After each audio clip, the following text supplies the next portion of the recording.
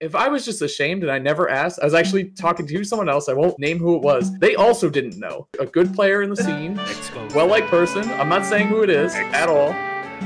No. I won't do that. I would never do that to Lade. It's just not in my, So I'm a Fox player in Smash 4. I ledge trap the crap out of everyone, and I get carried by Fox up tilt. Palutena and the Mies had a delayed normal get up by 10 frames. So I would always get reversaled. And then Gavin was like, oh, really? That's weird. When I fight them, I don't even ledge trap them. I'm like, what? He's like, yeah, those characters suck. So back then, those characters were, like Gavin said, it's not like, okay, so in this particular situation, you always do this and you always win. That is not how Smash works. At the end of the day, if you can react on Wi-Fi, you can react offline.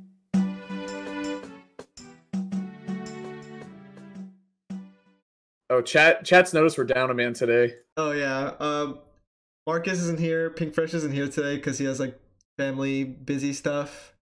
But I guess this is an easy transition to let everyone know that Hazmatt's here to stay. We got a new permanent crew member. I'm so excited. Tweek was like before the start, you want to talk about it? I'm like, hell yeah, I'm proud as shit that I'm on this show. It's awesome. It's a really fun time. So no, I really appreciate it. Thank you, Tweek. Thank you, Charles. Of course. Marcus too. I have a blast, and thank you, chat.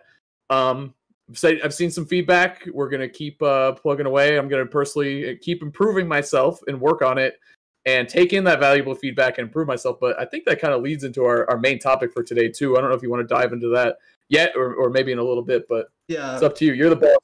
Gotta do the shill intro first. This is actually our 11th episode, by the way. It feels like it's just going so fast. But today's topic is actually going to be like coaching, taking advice, improvement, like stuff along those lines.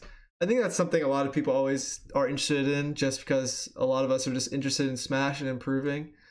But I guess something I can talk about along those lines is I actually have a Metafy now as of like a week ago. There's a Metafy command in the chat if you guys are interested in like doing a lesson with me, like playing Smash with me. Feel free to check that out. Also, that'll be in like the YouTube description, all that good stuff. I've been uploading like every day of the week, like Monday through Friday. Saturday and Sundays I take days off. So if you guys are enjoying that, please hit the sub button. We actually just got to 40,000 subscribers, a big goal. Yay. Crunch, Alex, and I have had. Hell yeah. Crunch and Alex being my two editors. Like we want to get to 50K before the summer. So definitely trying to do that. So sorry for the intro, but please, if you guys are enjoying this stuff, please support it any way you can. And I guess we can get straight into the topics today. So what brought upon this topic? I was just a couple things. The first one is, did you say so Saturday and Sundays are day off? So this is your day off, you're chilling? Well, it's my day off from like, YouTube. You're like Drake, working on the weekends like usual. That's you. But anyway, yeah. So the topic came up. We have on the show, I figured it was a great opportunity. We're kind of talking about topics for this week. We have Charles, obviously, veteran coach of the scene, been around forever, TSM, amazing coach to you, Tweek. So you've learned a lot from him, obviously, over the last couple of years and for how long you guys have known each other. But Tweek, you're a new coach to the scene, and you're already kind of asking these questions like, how do I, navigate these waters of being a coach? It's going really well. All I've seen so far on Twitter is really rave reviews about, all the knowledge that you've been able to pass on to people. So I've always thought, and something that's been instilled and taught to me by my dad, is that being coachable is the number one thing that you could be as a competitor and honestly as a human. Being able to learn, take in information, process it, and apply it to what you're trying to do is so important. And I think it's a lesson that everyone can grow from. So I thought it'd be a good thing to talk about, since we kind of have a lot of different ranges of experience in here in terms of coaching and also being a player and getting coached and all that good stuff. So I thought it'd be a fun topic. I think chat can learn a thing or two from it. So for sure, yeah. Yeah, it's actually one of the reasons why we are having this is obviously Tweek started coaching on Metafy, and just like feedback from you guys in the Twitter comments, YouTube comments. So keep them coming. We go through them, we read them, the good and the bad.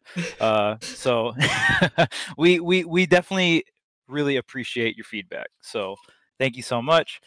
Oh, shouts to Void. He also started Metafy. All the players are getting on it, man. Oh yeah. All the players are really getting on it.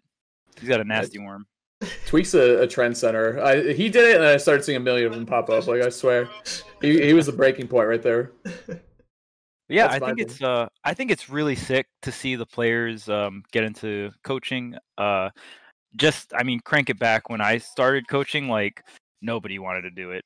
Like it was just a very, I don't know, maybe like because it was the beginning of Smash 4 when I started coaching, so it's like so much people were so focused on competing back then, and Smash wasn't as big, right? Smash 4 just generally, especially at the start, it just wasn't as big. So I think the structure of it really didn't like deem for it. So it's really interesting to see how coaching has grown, and like just because Smash has grown so big to the point where now all these top players are starting to do coaching, which is I like for me as a veteran coach, I really enjoy seeing. And even having other players ask me for like coaching tips, because most top players, they'll ask me for like in-game tips, right?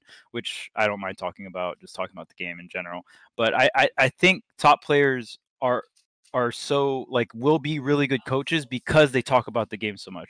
So, and that's how I get a lot of my knowledge on the game. I just talk to top players about matchups, of all different skill levels. So yeah, it's really sick.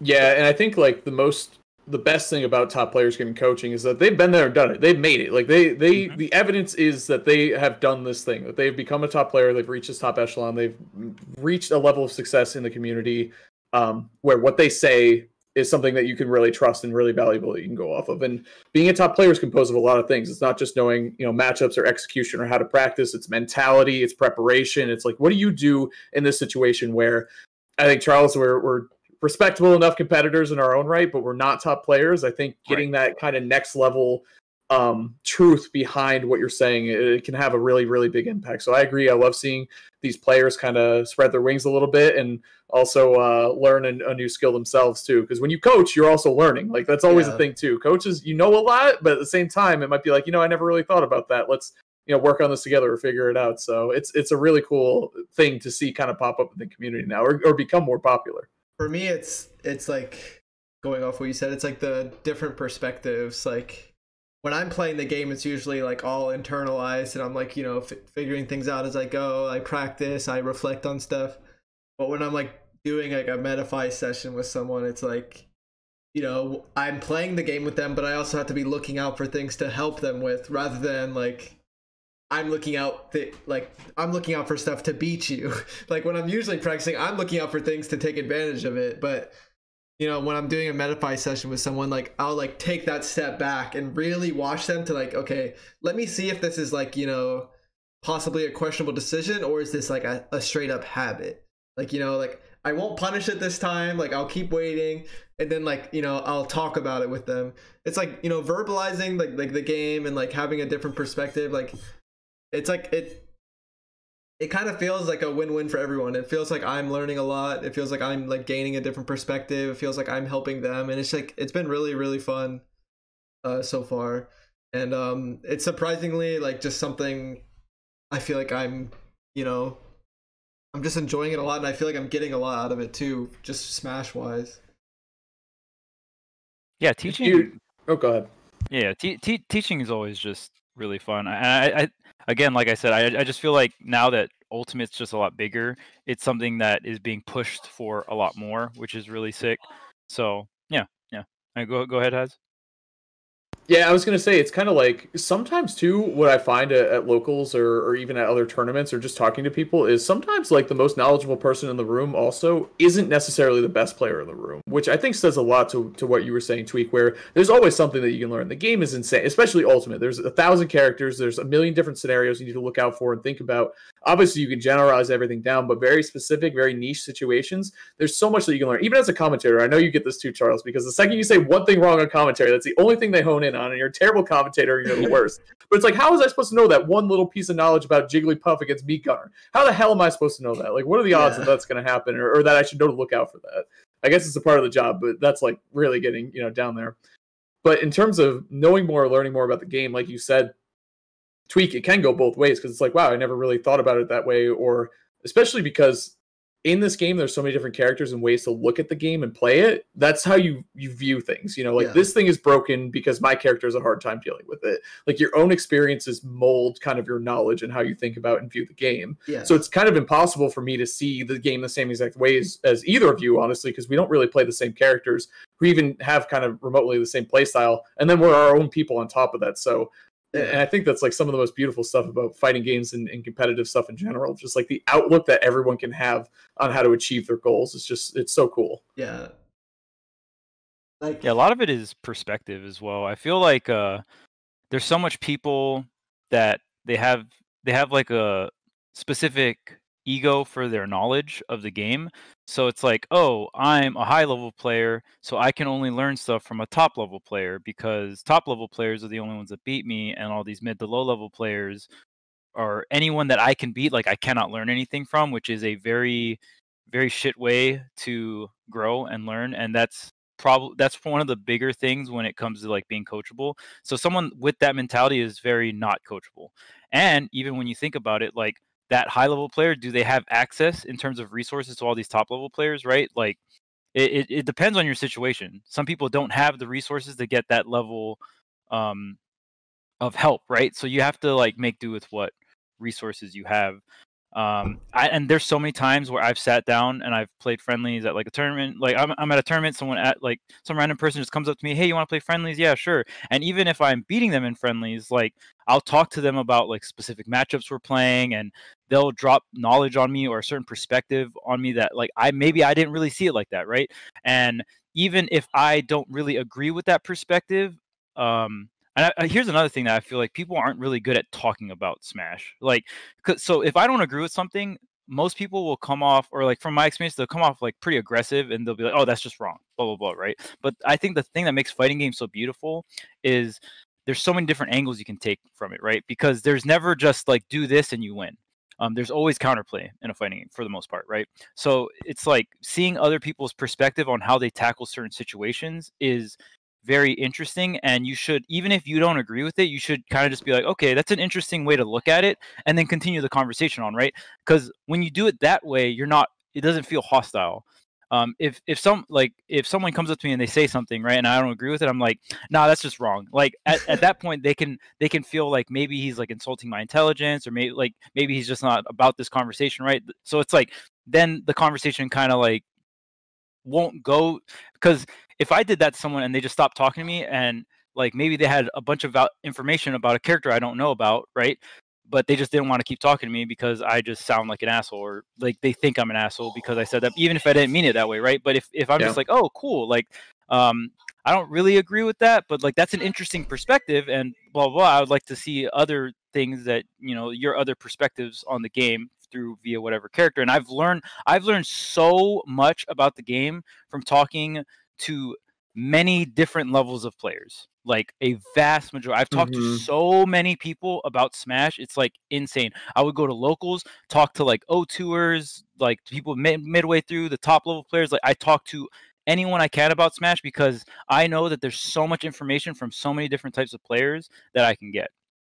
And even like for perspective, one of the things that really opened me up to perspective, I used to be very stubborn about like my opinions on Smash, but Light was actually one of the first players that really like opened up my mind in terms of just like being more open about the game. Because like when I first, if I'm not gonna go too deep into it, but essentially like when Light first started, popping off in Smash 4, he played Smash Stick, and it was very solidified in the Fox meta, and I was a Fox main in Smash 4, that you played tilt stick. It was like the optimal thing to do. But Light came in with this whole nother play style. Smash Stick had access to different options that I didn't think were that great, but he still made it work. And that's why I respect him so much as a player, and he's like a really good friend of mine now. And I love talking to Light about the game because he gives me so many different perspectives that I would never look at the game the way he does. So like the fact that he, like, whenever I talk to him, he gives me all these different angles to look at the game. It's so amazing for me, and I learned so much about the game from him, and I just really respect him as a player. So just keeping perspective is a big deal, is pretty much my main point. Yeah, one of the main reasons I ended up going with Metafy is because, you know, I was like thinking about it, I'm like I usually prioritize my own practice. Like I'm usually not one to coach. Like I just didn't see myself as someone doing that just because, you know, I have a lot to work on myself all the time and I'm always trying to, you know, improve. So it's like it feels like I didn't have the time or energy to help other people. But then I realized, you know, even when I'm playing with high level, top level players every day, after we play, which is they always hit me up for advice and I always give them advice. I talk to them for like, you know, like 30 minutes to an hour, like after the practice stream, like just chatting with them about like what went out, what went down in the games. You know, they ask me for advice. And first off, like these guys are really good players in their own right. You know, some people would expect them to have the ego to just like not ask for advice at all and just kind of move on. But every level of player asks for advice, even if like, you know, you wouldn't expect it. So then I was like, okay, like I actually have more experience, you know, giving advice and coaching than I thought I did. Like, so let me actually try this, like, you know, on Metafy, and it's been great so far. Yeah, and I think you guys both kind of mentioned this, but I think the part of ego is a big part of being accepting and being willing and able to be a student is like one of the biggest things ever. Like you're never done learning in life, no matter what stage. I don't care if you're 8 or if you're 88. You know what I mean? Like there's always way more for you to learn, especially when it comes to a craft that you're trying to perfect. You're never done, like you said, Tweek. You're like, I love that you said that because you're like, I'm still working a lot on myself, but that doesn't mean that you can't be a coach or you can't teach other people. And it's kind of this building and learning experience together. Like you kind of teach me. Damn it! It kind of sounds like the Pokemon theme song. You know, you teach me, I teach you. God, dude. I hate that clicked in my head. Like, that's so annoying. Yeah, that's a bang. That's not what I would call that. But seriously, like you learn from each other and you continue to grow. And I think that's why it's so important to be open to those things, regardless of who's giving you that information. And I think some of the smartest, like most successful people at their crafts are never afraid to ask questions and never afraid to.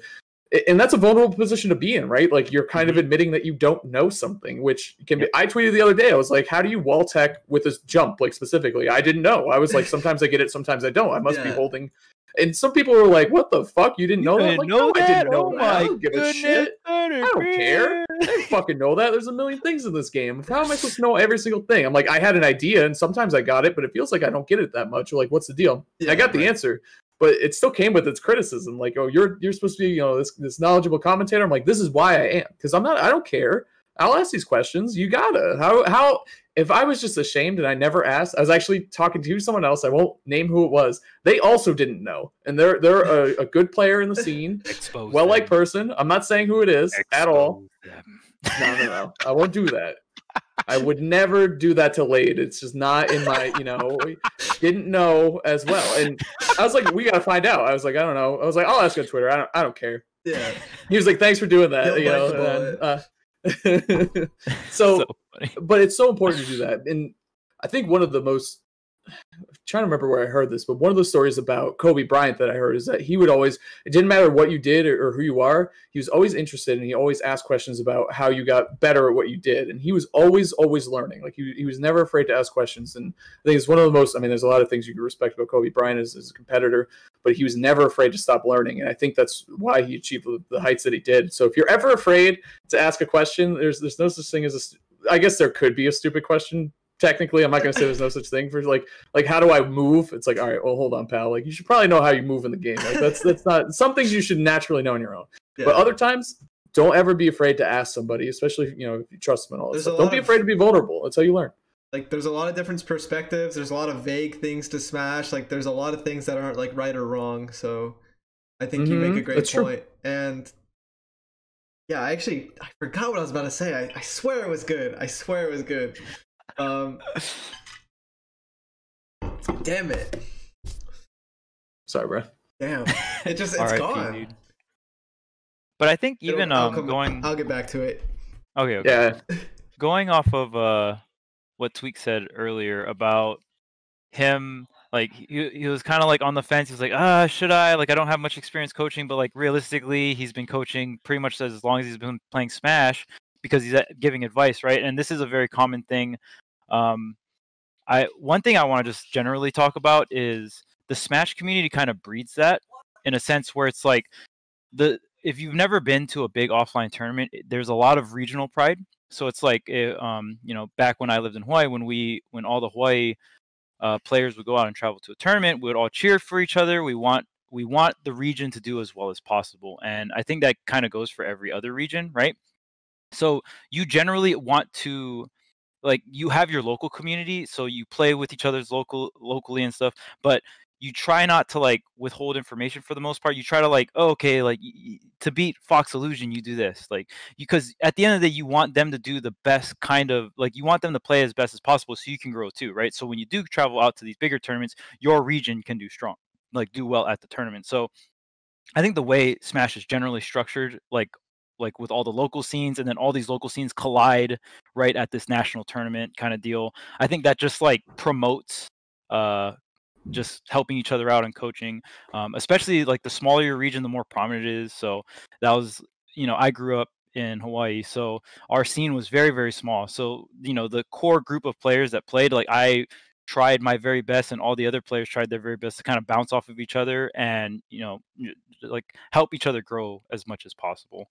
And even with that, so I want to talk about asking for advice, because this is something that a lot of players are very bad at. I see it on stream. I see it, you know, at tournaments, and there's nothing wrong with that. Obviously, like, especially if it's your, you know, first tournament or your first time with Smash, and you just want advice, right? Like, how do I get better? With asking for advice, the main thing you want to do is be specific with what you're asking for. It is a very general question when you're just like, oh, so how do I get better at Smash after playing someone that beat you or whatnot, right? And it's so hard to answer that, because even in a top level player's gameplay, there's still a lot of holes in their gameplay. Like, there's still so much things that a top player can improve on. And if you're not a top player, then that's even more of that, right? So like, where do you even begin? So you kind of want to pinpoint how you ask for advice. Like, okay, so I felt like when I was on the ledge, I just kind of got beat up. Like, do you have any advice for me to like maybe not get ledge trapped as hard, right? Like, so it stuff like that, where you're asking like in specific areas that you feel weak in your gameplay. That's really good. So when you ask for specific advice, you will get very like specific answers, you know, very specific suggestions. But if you ask for general advice, you'll get very general answers. So that's kind of like the expectation. And it might just be what they see too. Like, if there's something you really want to improve on, you should ask about it. Because if you just say, you leave it up to the other person to tell you what direction to run into, versus, you know, kind of being more taking the initiative a little bit more with where you want to go with your gameplay. Like, I feel like my advantage state's really strong, but how do I improve at disadvantage state? Or how did you make it so easy to trap me at the ledge? Like, what could I do better there? Like, I don't understand. Like, that's where I was getting my ass kicked. And it shows some recognition on your part too, which is really important as a player, to know where you're weak. Because, well, and I think maybe some people need help with that, which is where coaches come in. Hey, you only chose 2 ledge options that whole time. Did you even know that? It's like, oh shit, I didn't even know I was doing that. That's crazy. Yeah. You double jumped a lot in this situation. Did you know that? Nope, I didn't. Even though your stock might have gotten taken 3 times in the same game in the same way, and you might not even notice it. That it's a habit that you have. Yeah. So it's just, it's so important. So fast. So yeah, definitely, and that's why I think it's so good to have like a third perspective or an additional perspective there, because you don't even notice that you made these things into habits at a certain point. So asking the guided questions is so important. And even if you're thinking about what should I ask about, I think that's a next step level to like really help you improve your gameplay anyway. Like, where can I get stronger? Where am I weak? Like, that's an important self-discovery mission that you need to go on whenever you play. How do I get better? Where am I weak? Like, acknowledging again a vulnerability in your play and who you are as a competitor is so important. It's hard to do. It's not easy to do that, to admit that you have these flaws that you know, can get exposed by good players. Yeah, I remember like, even like, this is like a pretty recent thing that I fully like was like, you know, accepting, is like whenever like something like a general technique surfaces in like a Smash game, like whether it's Smash 4 or Ultimate, whether it's like character specific or just general, like sometimes it would take me longer to actually like sit down and practice it, because it's like the ego, like we were talking about earlier. It's like, you know, I don't need this, like my play is perfectly fine. Like, I think there's definitely been a lot of moments throughout you know, my Smash experience where I've been like really close-minded, because, you know, I've sat down and practiced a bunch of specific things, I've learned a bunch of things on my own, And I just don't. It's like I feel like I've already mastered something, and when I see something new, it's like I don't need that. I just thought that was an interesting thing to add because, for example, like instant double jump, like I didn't even give it a shot because I was like, this is silly. Like I do quick double jumps all the time, and then with Sephiroth, like I actually sat down and figured out a few specific things with it, and it's like, all right, like I definitely need to be more open-minded, and people like will suggest certain things, and like sometimes I'll actually take the time to try it out. Like I feel like my Diddy Kong is as crazy as it is because I've actually tried my best to find that middle ground of actually like reasonably trying all the specific techniques, and whether I actually end up using them or not, like at least I can know I considered it, rather than thinking my fundamentals are so strong that I don't need to learn anything new. Because I feel like when you play for a long time, you just don't think you need anything specific anymore because you're just so comfortable with the basics. Yeah. Always like trying to. And that's the thing about tech, right? And all the lab rat stuff. It's like, okay, how applicable is this? Yeah. Is it worth putting into my gameplay? People say it's this good, but is it really? And being open-minded enough and not letting your ego take full control of that particular situation is also just. You'll never know if really you don't try, Yeah, exactly. And even just like outside resources too, like there's a lot of great books out there, and the word ego keeps coming up, especially when it comes to like not exactly coaching. I mean, I guess it still applies to coaching, but being coachable, ego is a very big deal. Ego is the Enemy, I think is the book's name. That's a really good book. Even like Inner Game of Tennis is a really good book. There's a lot of good like sports books out there that are just really good reading material to like kind of study up on all the different aspects of competition. Yeah, at the end of the day, is the word here. That's what you're studying, right? You're studying competition. Obviously that's more of like the mental side of things, but that's a big deal. And there's even been areas when I'm coaching someone and I call them out for certain emotions they're feeling, right? Like I'm like, oh, in this particular situation, when you're in the corner and the opponent's positioned like X, you will do Y. You roll here because you're scared. You're so scared, and you do it every time. And kind of, and that's why coaching can be so hard, because Smash is a game where there's a lot of technical stuff going on, but it's also like how you're feeling is how you're going to play. So certain characters will psych out other players. Like I'll even use myself for example. Like when I play against Shotos, like I psych myself out. Like there's like clear counterplay against them, but I get very scared. I always like think of like the worst case. I just like envision myself dying at 50, and I'm like then that stirs like anger, and that makes me like want to hit them, and then that like it's like this cycle of emotions. So even understanding yourself, or even trying to understand other players, like you can't, it's really hard to understand other players and how they emotionally feel unless you kind of go through that cycle yourself. Which is why there's a lot of people that come up to me and they're like, oh hey, I'm new to Ultimate and I really like coaching, but they haven't competed at all. And it's really, I think it's still possible to do that, but I've competed since like 08, 09, so like I definitely don't have like a top player resume, but you've still gone through the process of like competing, getting defeated, and then like going through that process of like losing, winning, and growing from that. I still think you need to somewhat go through that to be able to coach players, especially because, like I said, it's just a mix of like technicalities and emotions, right? Yeah, like I could coach you on how to fly an airplane. I don't know how well it would go because I've never done it before, but like I've been on one and like I've seen a pilot do it and I've watched movies with planes in it, so it might work out. But kind of going back to originally what we said, you need to have that credibility and that kind of first person experience, because isn't that what you would want? If someone's like, I'm going to teach you how to do this, and you say, well, how do you know? And it's like, oh, because I've done it a million times. All right, cool. Yeah, sounds good. That's the experience that I want to go off of. So yeah, for even if you're not necessarily like a top level player, even if you're a competitor who's done well for themselves and has been there before, like I think that's the most important part is sharing that human experience of how did you deal with this? Like what worked, even if you don't know, like here's what didn't work for me. Like that's another great way to coach. Here's what here's where I crashed and burned. Like definitely don't stay up all night, whatever, that never works. Don't drink a coffee, like whatever, whatever your rhythms are before a tournament. All these things that you can kind of learn from are so important. And I think another point I wanted to touch upon, Charles, too, before I went off on that. You got to know what you're talking about.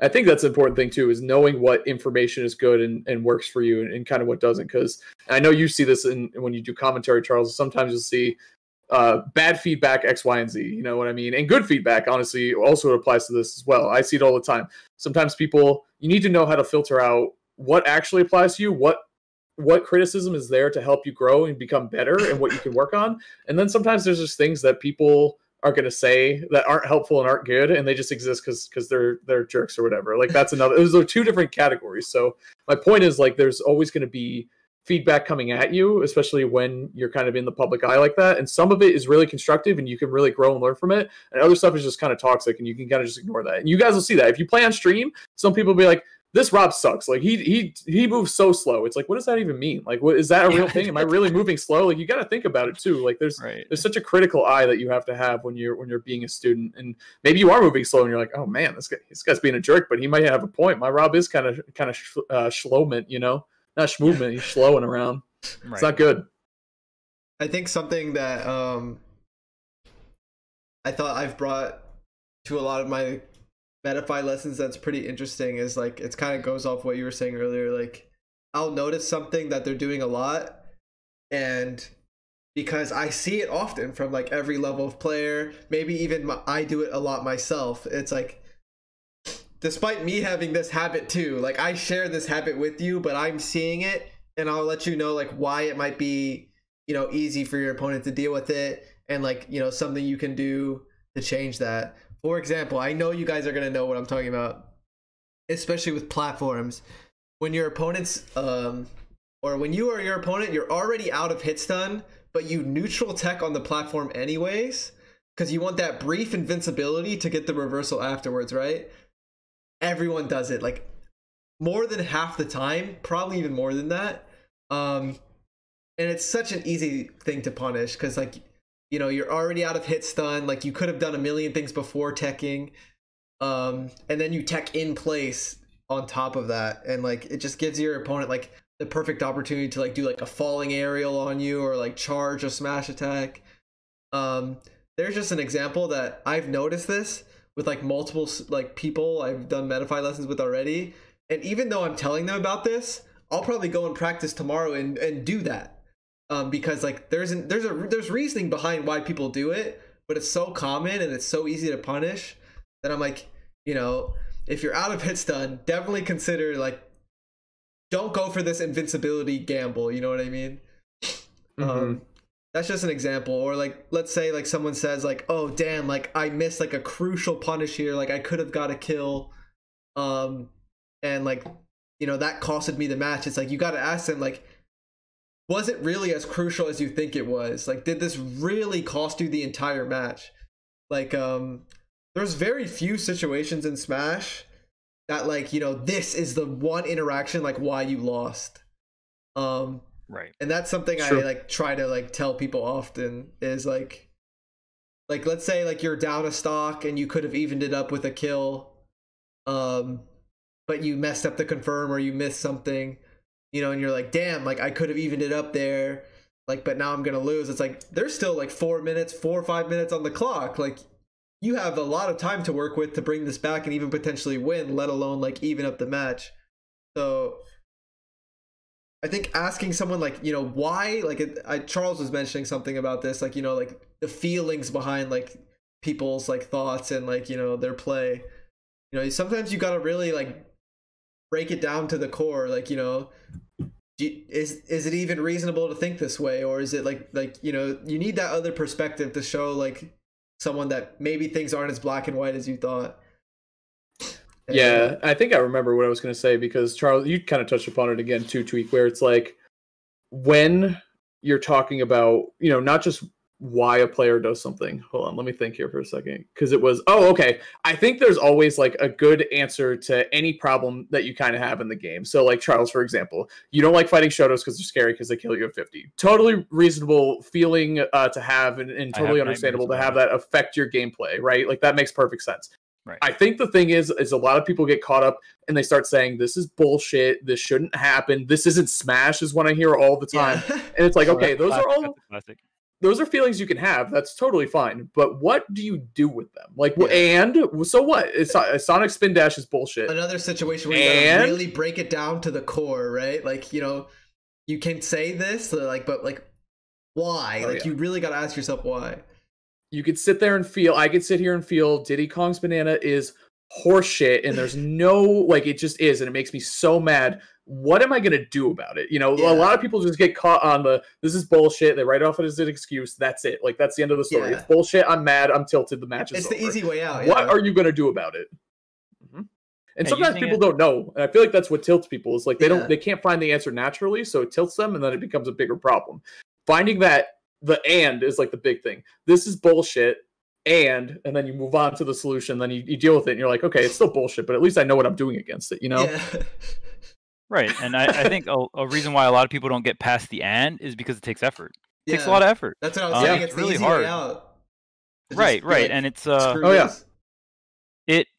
it requires research, and it also requires like counterplay. I remember the first time I lost to Bayonetta in Smash 4. I was literally amazed. I sat there on the chair and I didn't believe what happened to me. That was not Smash. To be fair, that was awesome. It was awesome though. I won't say like the player or whatever, but essentially, like, I was in Hawaii playing locals. A player that has never beaten me in tournament. Bayo drops. He picks up Bayo. He not only beats me, he shits on me 2-0. 2-0. He 2-0'd me. He's never beaten me in tournament. I stared at the victory screen. I remember staring at the victory screen in literal awe. And this was the player. No, I'm just kidding. But I remember I was just staring at the screen. I was just like, this isn't real. Like, I was convinced that wasn't real life. And then like I just like walked outside. I was like, damn, I'm not dreaming or anything. Like, I just got 2-0'd. And this player literally just picked up Bayo. Like, what? Yeah, this is in Hawaii. Yeah. So I and like I wasn't mad at the player. Like, he's just playing a character that's really strong. But like the next like night, literally the next night, I did a bunch of research. I was like, okay, so Smash DI is a thing. I sat there and I smashed DI'd smart bombs for hours. And I was like, I am never, ever going to lose to that shit ever again. And I like my hand got hurt, and I was just SDI on my control. Hours I did this, and that's how salty I was.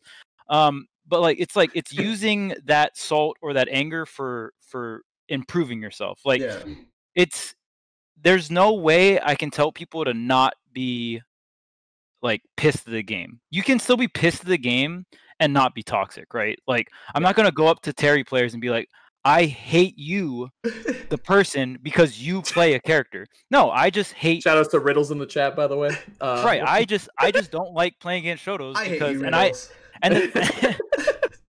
and even knowing why you don't like it, right? Like, really understanding why. I don't like Shotos because when I have a lead and I die to like rage specifically or comeback mechanics, I feel like I'm being robbed, even though that's not the case because that's how the character works. That's what I feel like because I won neutral like 70 to 80% of the time, and then so like this other player gets 1 or 2 openings, right? When I got most of the openings, and that's why I feel that way, and and that's what makes me angry. But like, I also just have to understand that that's how the character operates, right? And the character's neutrals usually aren't strong with characters like that, right? So when they do get that opening, and they also don't like have disjoints or like incredible speed for the most part. So, you know, if you have projectiles, zoners, like understanding like what they're weak to and all that, just really just doing the effort and doing the research, right?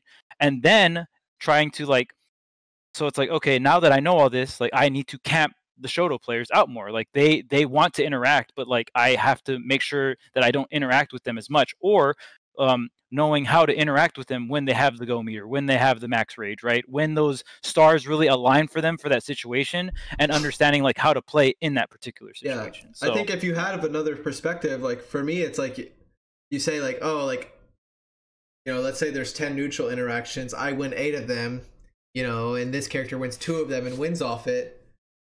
In another perspective, it's like, okay, well, those 2 interactions are just clearly more important than the other 8. Like, who cares about those 8 if you lost the 2 that really mattered, right?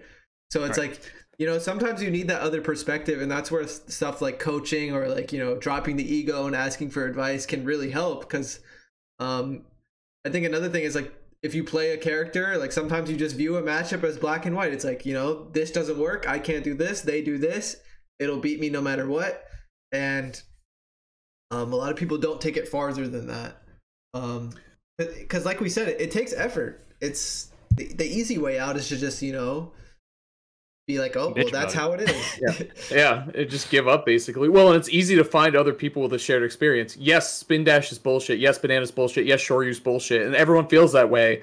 And then you kind of just commiserate together, and then nothing gets solved. Like, you're just like, yep, it's bullshit. You write it off, and hopefully I don't run into a cannon bracket, right? Like, hopefully that doesn't happen. That's like kind of what you're banking on instead of figuring it out. Actually, I think Charles, you said a really important thing too, where you, as a person, not even just outside of Smash 2, like that's a bigger picture stuff, can always have your emotions. You know what I mean? You can feel sad, you can feel angry, you can feel whatever you want to feel. Like, feelings are in their own bucket. It's what you do with them that really matters. You can be super pissed, you can be super mad, but if you keep your composure, you avoid the win conditions of your opponent, and you buckle it down and get a win, that's really impressive. You can also get really mad and tilt and throw. SD, chuck your controller on the ground. That's also an option.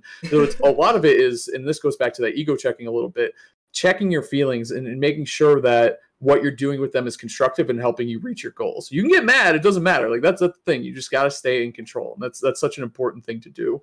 You can be stressed, it doesn't matter. You can be scared, like Charles, you know, playing against the Shotos, but you can't mash air dodge every time. I know you're scared, but like, you just can't do it because it's going to get caught on and they're going to crush you for it. Yeah. It's just this, and this is all just rolls up to kind of a bigger topic of, you know, beyond Smash, of just like how to manage and how to learn and how to do all these things. That's so important. It's really the long haul. I feel like another thing that a lot of people, when I coach, they're very hyper focused on results.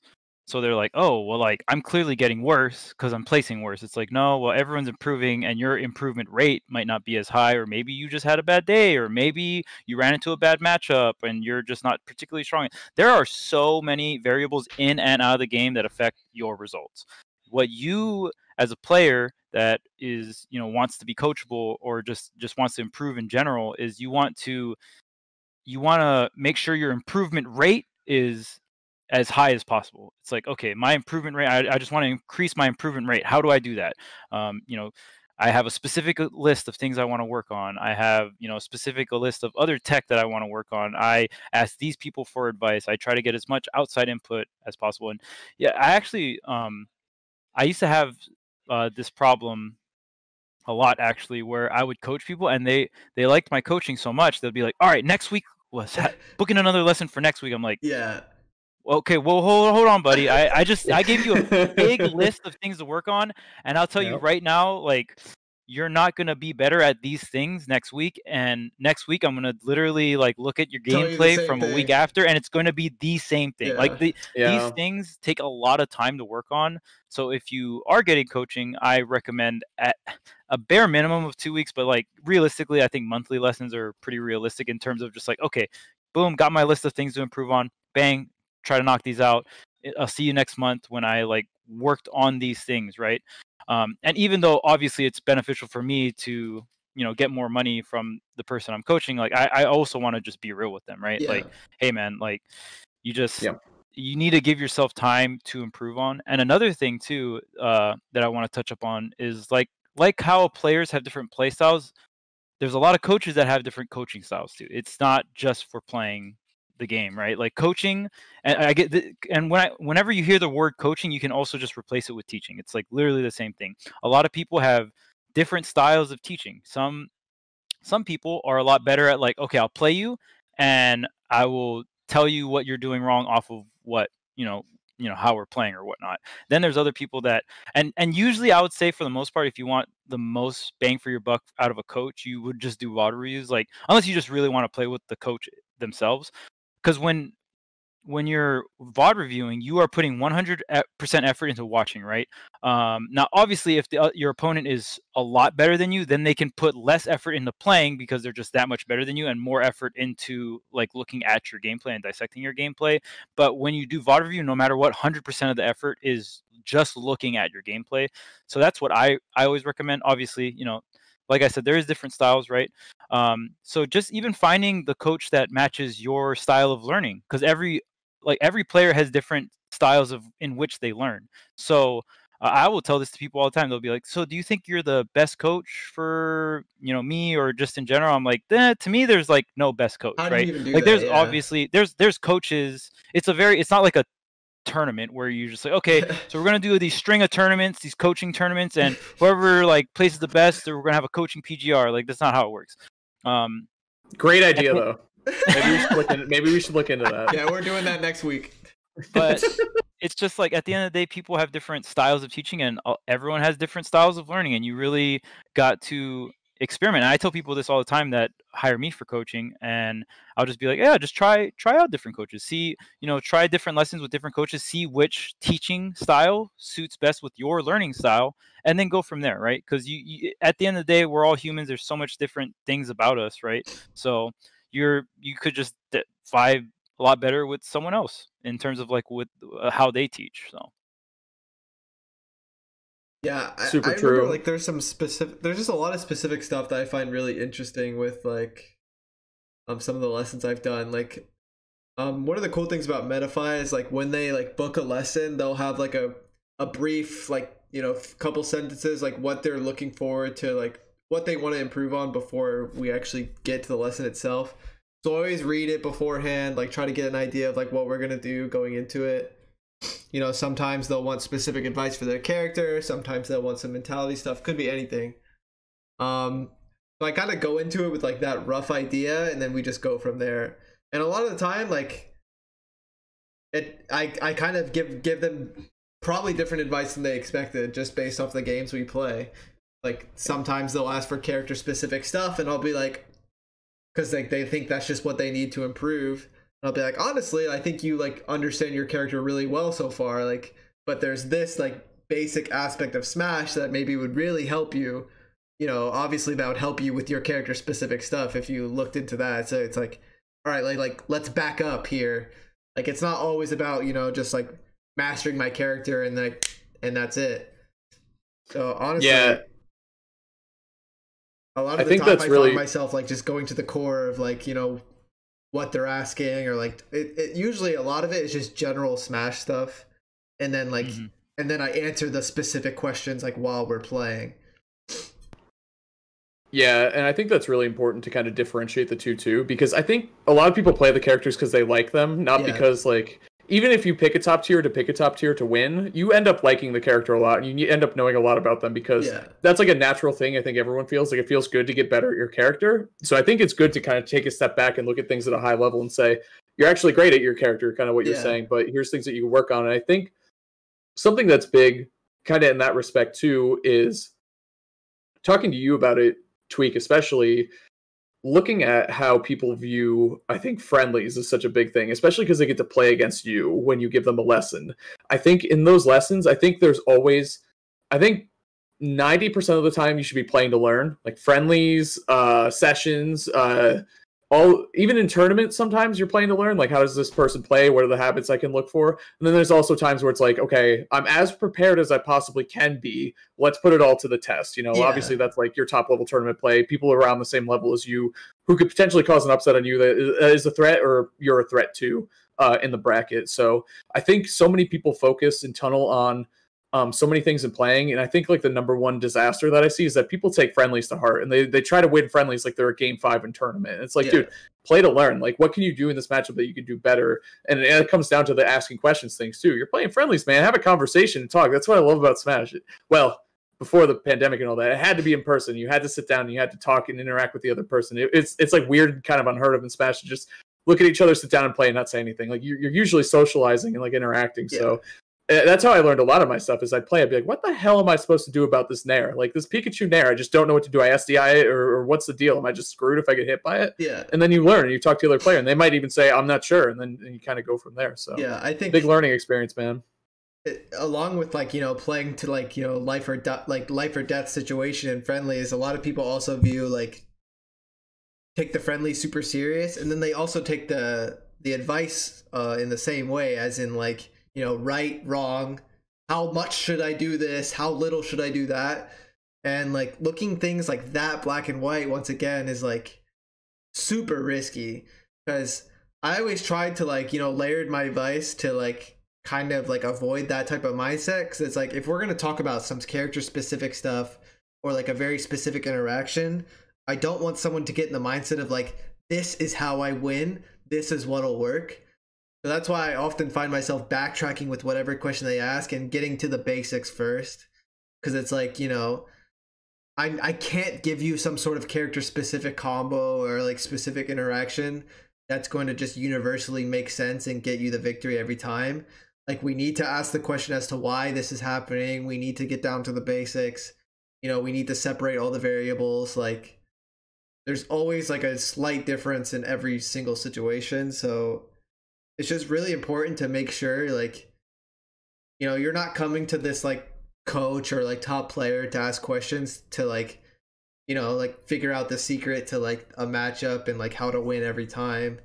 It's more so, you know, like an ego check or a new perspective, or, you know, learning a new vague concept, and working with it.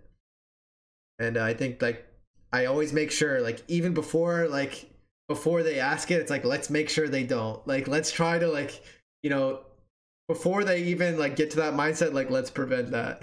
Because that's like something I would definitely be worried about. Like, you know, I end a session, like, like it would suck to imagine the player's like, yep, I figured it out. I'm hopping on Elite Smash right now. It's over. I'm gonna do this option in this position every time, and they are screwed. Yep. Like, I would hate for that to, like, that's the worst case scenario, right? So, because even if it's a good option, top players will see, and even if it works a stock or two, top players will recognize it, and they'll wait. They'll hold it in their back pocket until it really matters and crush you for it. And if you're like kind of at that level, you can realize it and be like, oh shit, they had me exactly. I wasn't even close to winning that game. They just let me, they knew they could beat me if they didn't show me that knowledge early on, which is insane. That's like the true top level player shit to me. Like, just actually holding on to knowledge and being like, next time he's in the air there, I know he's going to air dodge, so I'm just going to wait and kill him at 30. And that's it. That's it. It's over. It's one of like the funniest things Charles occasionally said. He said it a few times on this podcast. Is like, it's always such a weird experience to like get bodied for being good at the game, right? It's something Charles always says. He's top players are very good at that. Yeah. Top players are very good at that. And even like, that's a whole other aspect of the game, right? I don't want to dive too much into it, but like when someone like Tweek, who plays at the highest level, right, when he's playing pools, he needs to feel out his opponent in a sense of like, okay, how scared is this person of me? Like, is this guy putting me on a pedestal in a sense of like my gameplay? Like, how scared is he getting in specific situations? How good is his reaction? Because there is actually like some scenarios where it's like, oh, like Tweek will do this against a top player because he gives them a visual cue. Like he gives them a visual cue, like a little silver plate, like, oh, here, look at this visual cue. And then it's like, actually, bang! Like, I'm shitting on you for reacting to that visual cue I gave you, right? He can't do that to a low-level player. Like, he can test out their reaction. You're not even looking for it. Yeah. Right, like, they can barely do whatever they're doing, right? Like his round 1 pools match or whatnot, right? So it's like, even gauging that out, and even a lot of the times when I'm coaching too, it's really easy when it's a character I know a lot about, that I've coached other players about, or characters I played, right? That's the easy part. I think it's really fun to coach a player that has a character I don't know too much about. And it's like, because that's when you start, like, I feel like a really strong coach, you don't know everything about every character, but you know a lot about the Smash concepts. Yeah. When you really understand Smash on a conceptual level, that's when you can start applying it to all these different things. You still have a lot to learn, obviously, but like, if I'm, coaching a Greninja, I know of like all the Twitter stuff Greninja has, and I know like his general weaknesses, right? But it's really fun when a Greninja player, like I'm coaching a Greninja player, and they're like, okay, like one example, I had a Greninja player that had matches against DM, and he was like, I really want to like break down the Pikachu Greninja matchup and and I was like, oh well, I don't know shit. I was real with him. I was like, I don't know shit about Greninja Pikachu. I'm gonna be real with you, but let's learn it together and let's like really break down your tools, right? Like, I understand that Greninja has weak out of shield, right? So we want to abuse, but they're both short. Greninja's usually the shorter one, right? And like kind of going through all that conceptually and trying to like figure it out with the player. Because like at that point, if he's, you know, playing DM in bracket, like obviously this guy's like a pretty good player, right? Like if he's getting to that point. So it's like, it's really cool to see that and really break all those things down and figure it out with the player I'm coaching. And I think that's mainly because like, and even so, like at that point, I know I can explain a bunch of high level concepts to him and he understands it, right? But when I'm watching other players and I see what level they're at, I might have to explain more of the lower level concept like risk reward and stuff like that, right? Where it's like more of the baseline stuff, but I need them to understand the concept, not like, because like Gavin said, it's not like, okay, so in this particular situation, you always do this and you always win. That is not how Smash works. Like there are some situations, like very niche situations where it's like, oh, if you're Palutena and they're on the ledge and you are right at the edge of the stage and you like do a short hop in there and you drift backwards, 99 times out of 100, like nothing bad is going to happen to you, right? But like you could always get more out of the situation, right? That's like a very safe option to do, very low risk, low reward option, right? So just breaking down the base concepts is always fun, in my opinion. Just even risk reward, right? And this is a concept that I thought I like fully understand, and even because like one of the most common things when I'm coaching like a lower level player is they'll do smash attacks in neutral, and like just base level risk reward. It's like you do a smash attack that's very laggy. What are you getting out of it? If you're doing it just for damage, that's bad, right? And now, but see, now I'm painting this concept very black and white, right? I just did it, and we've always said not to do this. And a reason why I say that, I would always say that I was by the books. I'd be like, yep, this is bad. Like you do not do this. And I'm gonna bring this person up a lot because he's taught me a lot about the game and perspective. But Light is a player that does smash attacks at low percent. He will down throw. He will down throw with Fox, and he did this in Smash 4, and he does it in Ultimate. He'll down throw with Fox, and he is so confident in the next situation after, he will up smash. Now, so what I said before, I said that was bad, right? And that's why I always say it's like, it's not always black and white. I will say most of the time that's bad, right? But there are situations where top players will do it. And so like Light, for example, he'll do it with Fox because one, he's abusing the intangibility he gets from his legs on Fox's up smash, right? So another attack won't have intangibility. And I've talked with Light about this a lot. So he uses it for the intangibility. He does it because it does more damage. And then three, he wants to make the other player like feel shitty. He wants to like, I'm better. Like I just outplayed you. I just did a huge risky play that I could have like taken a lot of damage for, but I'm so confident. And then and that's when you're getting to the mental aspect of the game too, right? So it's just there's so many factors, and that's why even whenever you're coaching, for the most part, you never want to paint things as black and white. You always want to really get the other player to really understand like the concept of it, and really kind of go from there. Because if you tell this player like, you did this smash attack in neutral, it didn't work, look what happened, like that risk reward was like really not in your favor there, they might never do it again.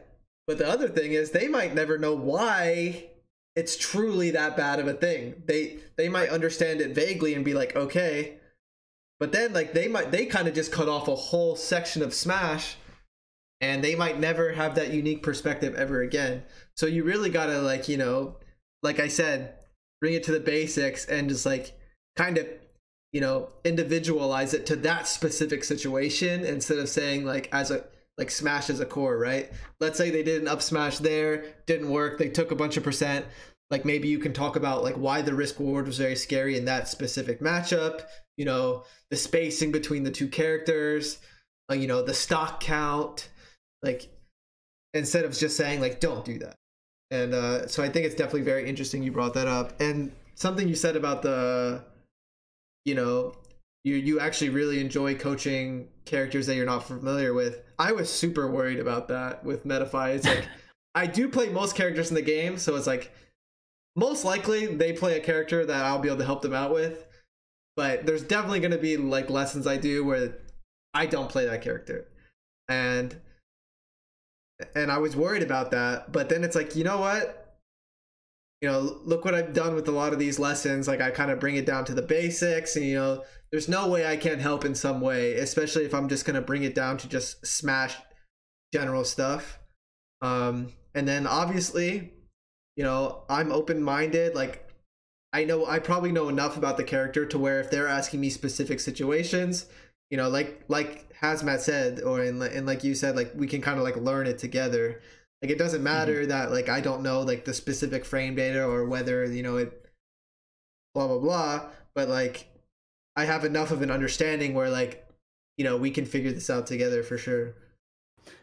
Yeah, and I think you said it well earlier, Tweek, where you were talking about how people, in terms of they want to get better at kind of the basics or adding layers to their gameplay, adding more perspective and things to look out for. I think that's a brilliant way to do it. I think obviously, like, it just makes sense too. Like, you build up the foundation first, and then you can get into the more complex concepts in Smash and fighting games in general from there on out. But I think a big part of that, and we touched upon this a little bit already, but people have blind spots in their gameplay. Everybody does. Everybody does. Top players just have less of them. You know what I mean? Like, or they're less obvious or not as easy to find. But everyone has blind spots in their gameplay. To their blind spots and whatnot. Yeah. True. Yeah, it might not be as obvious as they always jump from the ledge or whatever. They might have a cycle of ledge habits that they have anyway that are just harder to pick up on. But there's like 8 options that they pick from instead of 2, right? So that was a big thing. And I think I've said this. I don't think I've said it on the show before, but I think I've said it to when we were talking pre-show prep. But going from Smash 4 Bayonetta to Ryu or to Ken and Richter, I went from having like literally maybe the best disadvantage state in all of Smash history with Bayonetta, who could literally, if you swing incorrectly at her, she could just kill you because Witch Time existed for a while in Smash 4. And she had bats and she had a lot, and Witch Twist was really good. Like, her disadvantage was insane.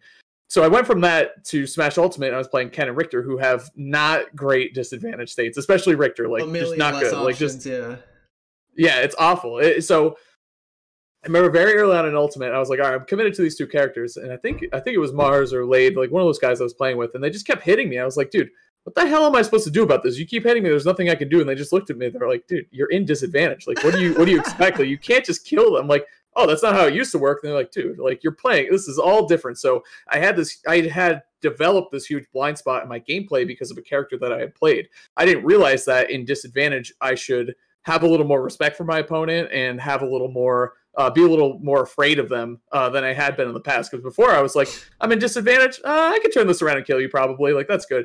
Richter and Ken, a whole different game. So again, that's a blind spot I didn't even know I had. But I knew how to ask about it because I was like, dude, I feel like I have no idea what to do when I get hit. And they're like, yeah, you probably don't. And like, that's fair enough. You probably just don't know what to do because you're not used to the set of rules these characters have for you. I was like, yeah, all right, shit. So that's something I got to work on right there. But it was a really good learning experience and like this realization that I have this blind spot in my disadvantage. And what do I do about it kind of going forward?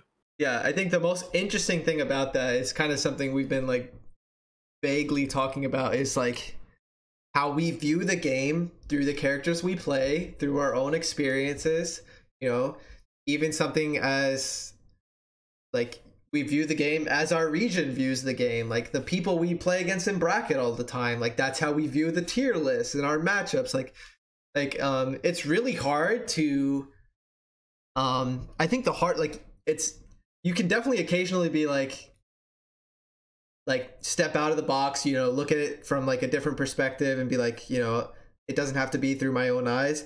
But doing that every time, all the time, it's really hard not to occasionally get lazy and just think, you know, this matchup is that because of this character I play. And I think that's extremely interesting to think about. Especially like the longer you play, like I've been playing the game for so long, there's probably stuff that's just like deep rooted bias, you know what I mean? Like, you know, whether it's like, you know, character specific matchups or a tier list or, you know what I mean? And it could be from characters I play, stages, you know, my region, tournaments, different, you know, Smash games you've played. Yeah, like it all just circles around. It's crazy. So, you know, the more you verbalize the game, which is something that's like really fun, the easier it is to consistently step outside of like that like your own perspective and really like, you know, look at the game in a different light. Yeah, and I wish people would do that more on Twitter in a more positive way. I feel like this actually, I felt like this started the way people go about like bitching on Twitter. Like obviously, you know, we went over earlier, like it's natural to just complain about something, right? Like this frustrates me, that's okay. But the way people like take it to a toxic level, I think it started around DLC for Smash 4. You know what I mean? And then it kind of just win in the ultimate, and it still is just it's the same thing. Nobody's talking about like, or not nobody, but more people just bitch and complain and say that people are carried instead of looking for the counterplay. And I think that's the beauty of a fighting game, right? Just looking for that counterplay, like being able, like we're all of us are just trying to achieve our highest level of play, right? And then that in turn is, the players get to play at the highest level, and then the spectators get to watch the game played at the highest level, and that's what we're trying to strive to do. And that happens through, figuring out the counterplay and and all that jazz. So I really hope that in the future we can go more towards that direction, instead of just complaining and name calling people on a social media site. I don't know, just like, Jesus. Yeah, I think something that's easier too is like actually like talking about it, like we are too. Like talking about the game is so hype. It's like probably my favorite thing to do at a tournament. Like I still like playing friendlies and all that stuff, but even like for me, talking about the game is even more fun or just as fun as playing the game. Yeah. So I think something that's cool, really like something I do with you, like obviously before COVID, is like obviously I'm playing the game the whole weekend, but I'm also talking about the game just as much as I'm playing the game, and it really helps me get into like the purest competitive mindset I can get in, right? Yep. Because if I'm like in between sets at a tournament, like I sit down, talk to whether it's you or like friends or something, it's just healthy discussion, and it really like keeps you open-minded, and it keeps you in that competitive mindset like going forward throughout the rest of the tournament. And it just I don't know, it feels healthy, and it's like something I don't even consider. But since you're at a Smash tournament, you're going to talk about Smash naturally, so it just really helps me, and maybe I'll get like some sort of new idea like right before a tournament set, and it helps me or something, you know what I mean? Yeah.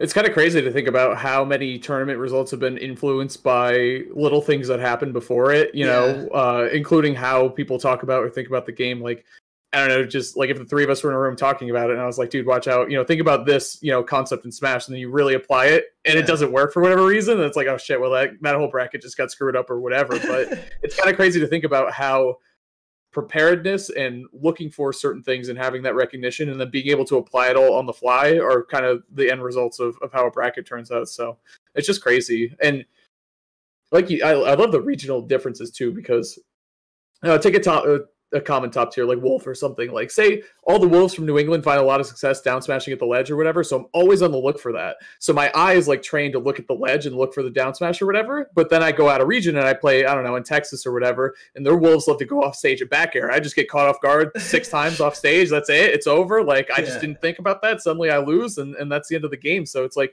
but now I have that knowledge, so the more well-rounded I am, like, oh shit, I forgot Wolf could go off stage. Our Wolves don't do that because I avoid it so much or whatever, but they're doing it now. So then that kind of rolls up into this fundamental knowledge of when I'm fighting against Wolf and I'm trying to recover, I got to look out for down smash, learn that from, kind of my region and their habits. And I also learned it from traveling and going other places and experiencing all that other stuff. So yeah, it's cool. I think that goes hand in hand with another, I feel I repeat myself a lot throughout my lessons. Just because like a lot of things are just deep rooted into like really basic ideas in Smash, like a lot of habits. Like you talked about like that Wolf edgeguard scenario, and it really reminded me of it. A lot of people, when they're especially in disadvantage, they kind of have a rough idea of what could happen. Instead of like playing reactionary and really judging the spacing of the two characters, they just commit to an option disadvantage, kind of just like gamble to get out of it. And that's why you see a lot of like, double jumping immediately or air dodging immediately. I think a lot of people don't truly use their resources wisely and kind of judge like the spacings of, they kind of just guess as fast as possible. Holy shit, someone just gave the 10 subs. Thank you so much. Yo, nice. Let's go. Let's go. I try not to interrupt the podcast, but that is way too hard to.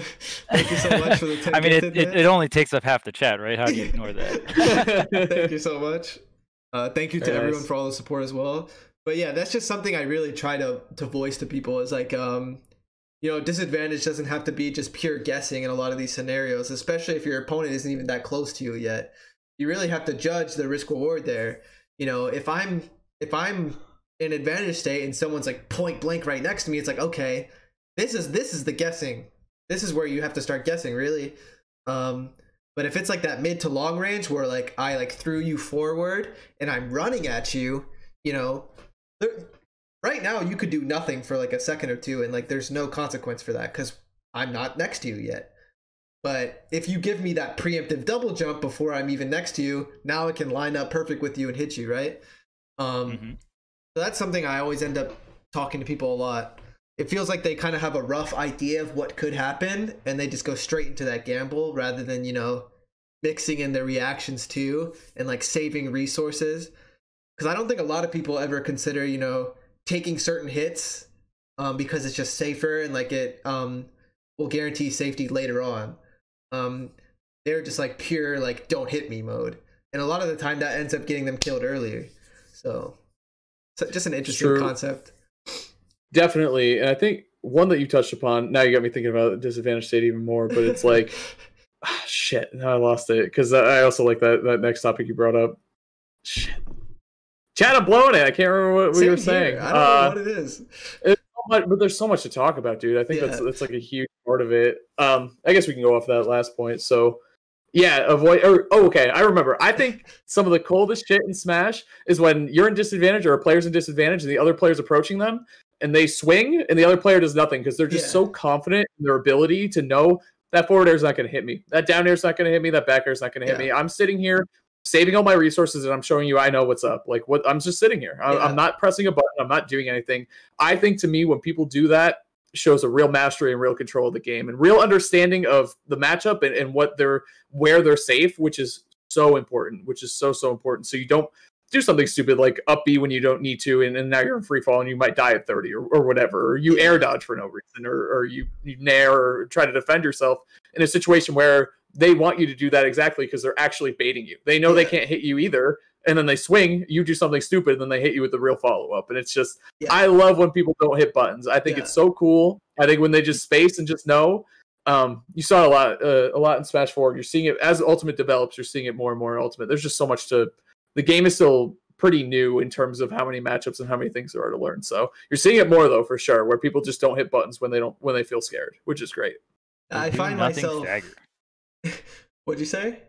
The do nothing stagger. When like that slight stagger, someone does nothing and then they hit something, it's hype. I find myself doing that often. It's like, you know, just saving all my resources just in case. And it's like, I know, like, you know, I can just slowly start drift. Like, let's say I'm off stage, I'll just slowly drift to the edge. And like, I didn't even use any resources yet.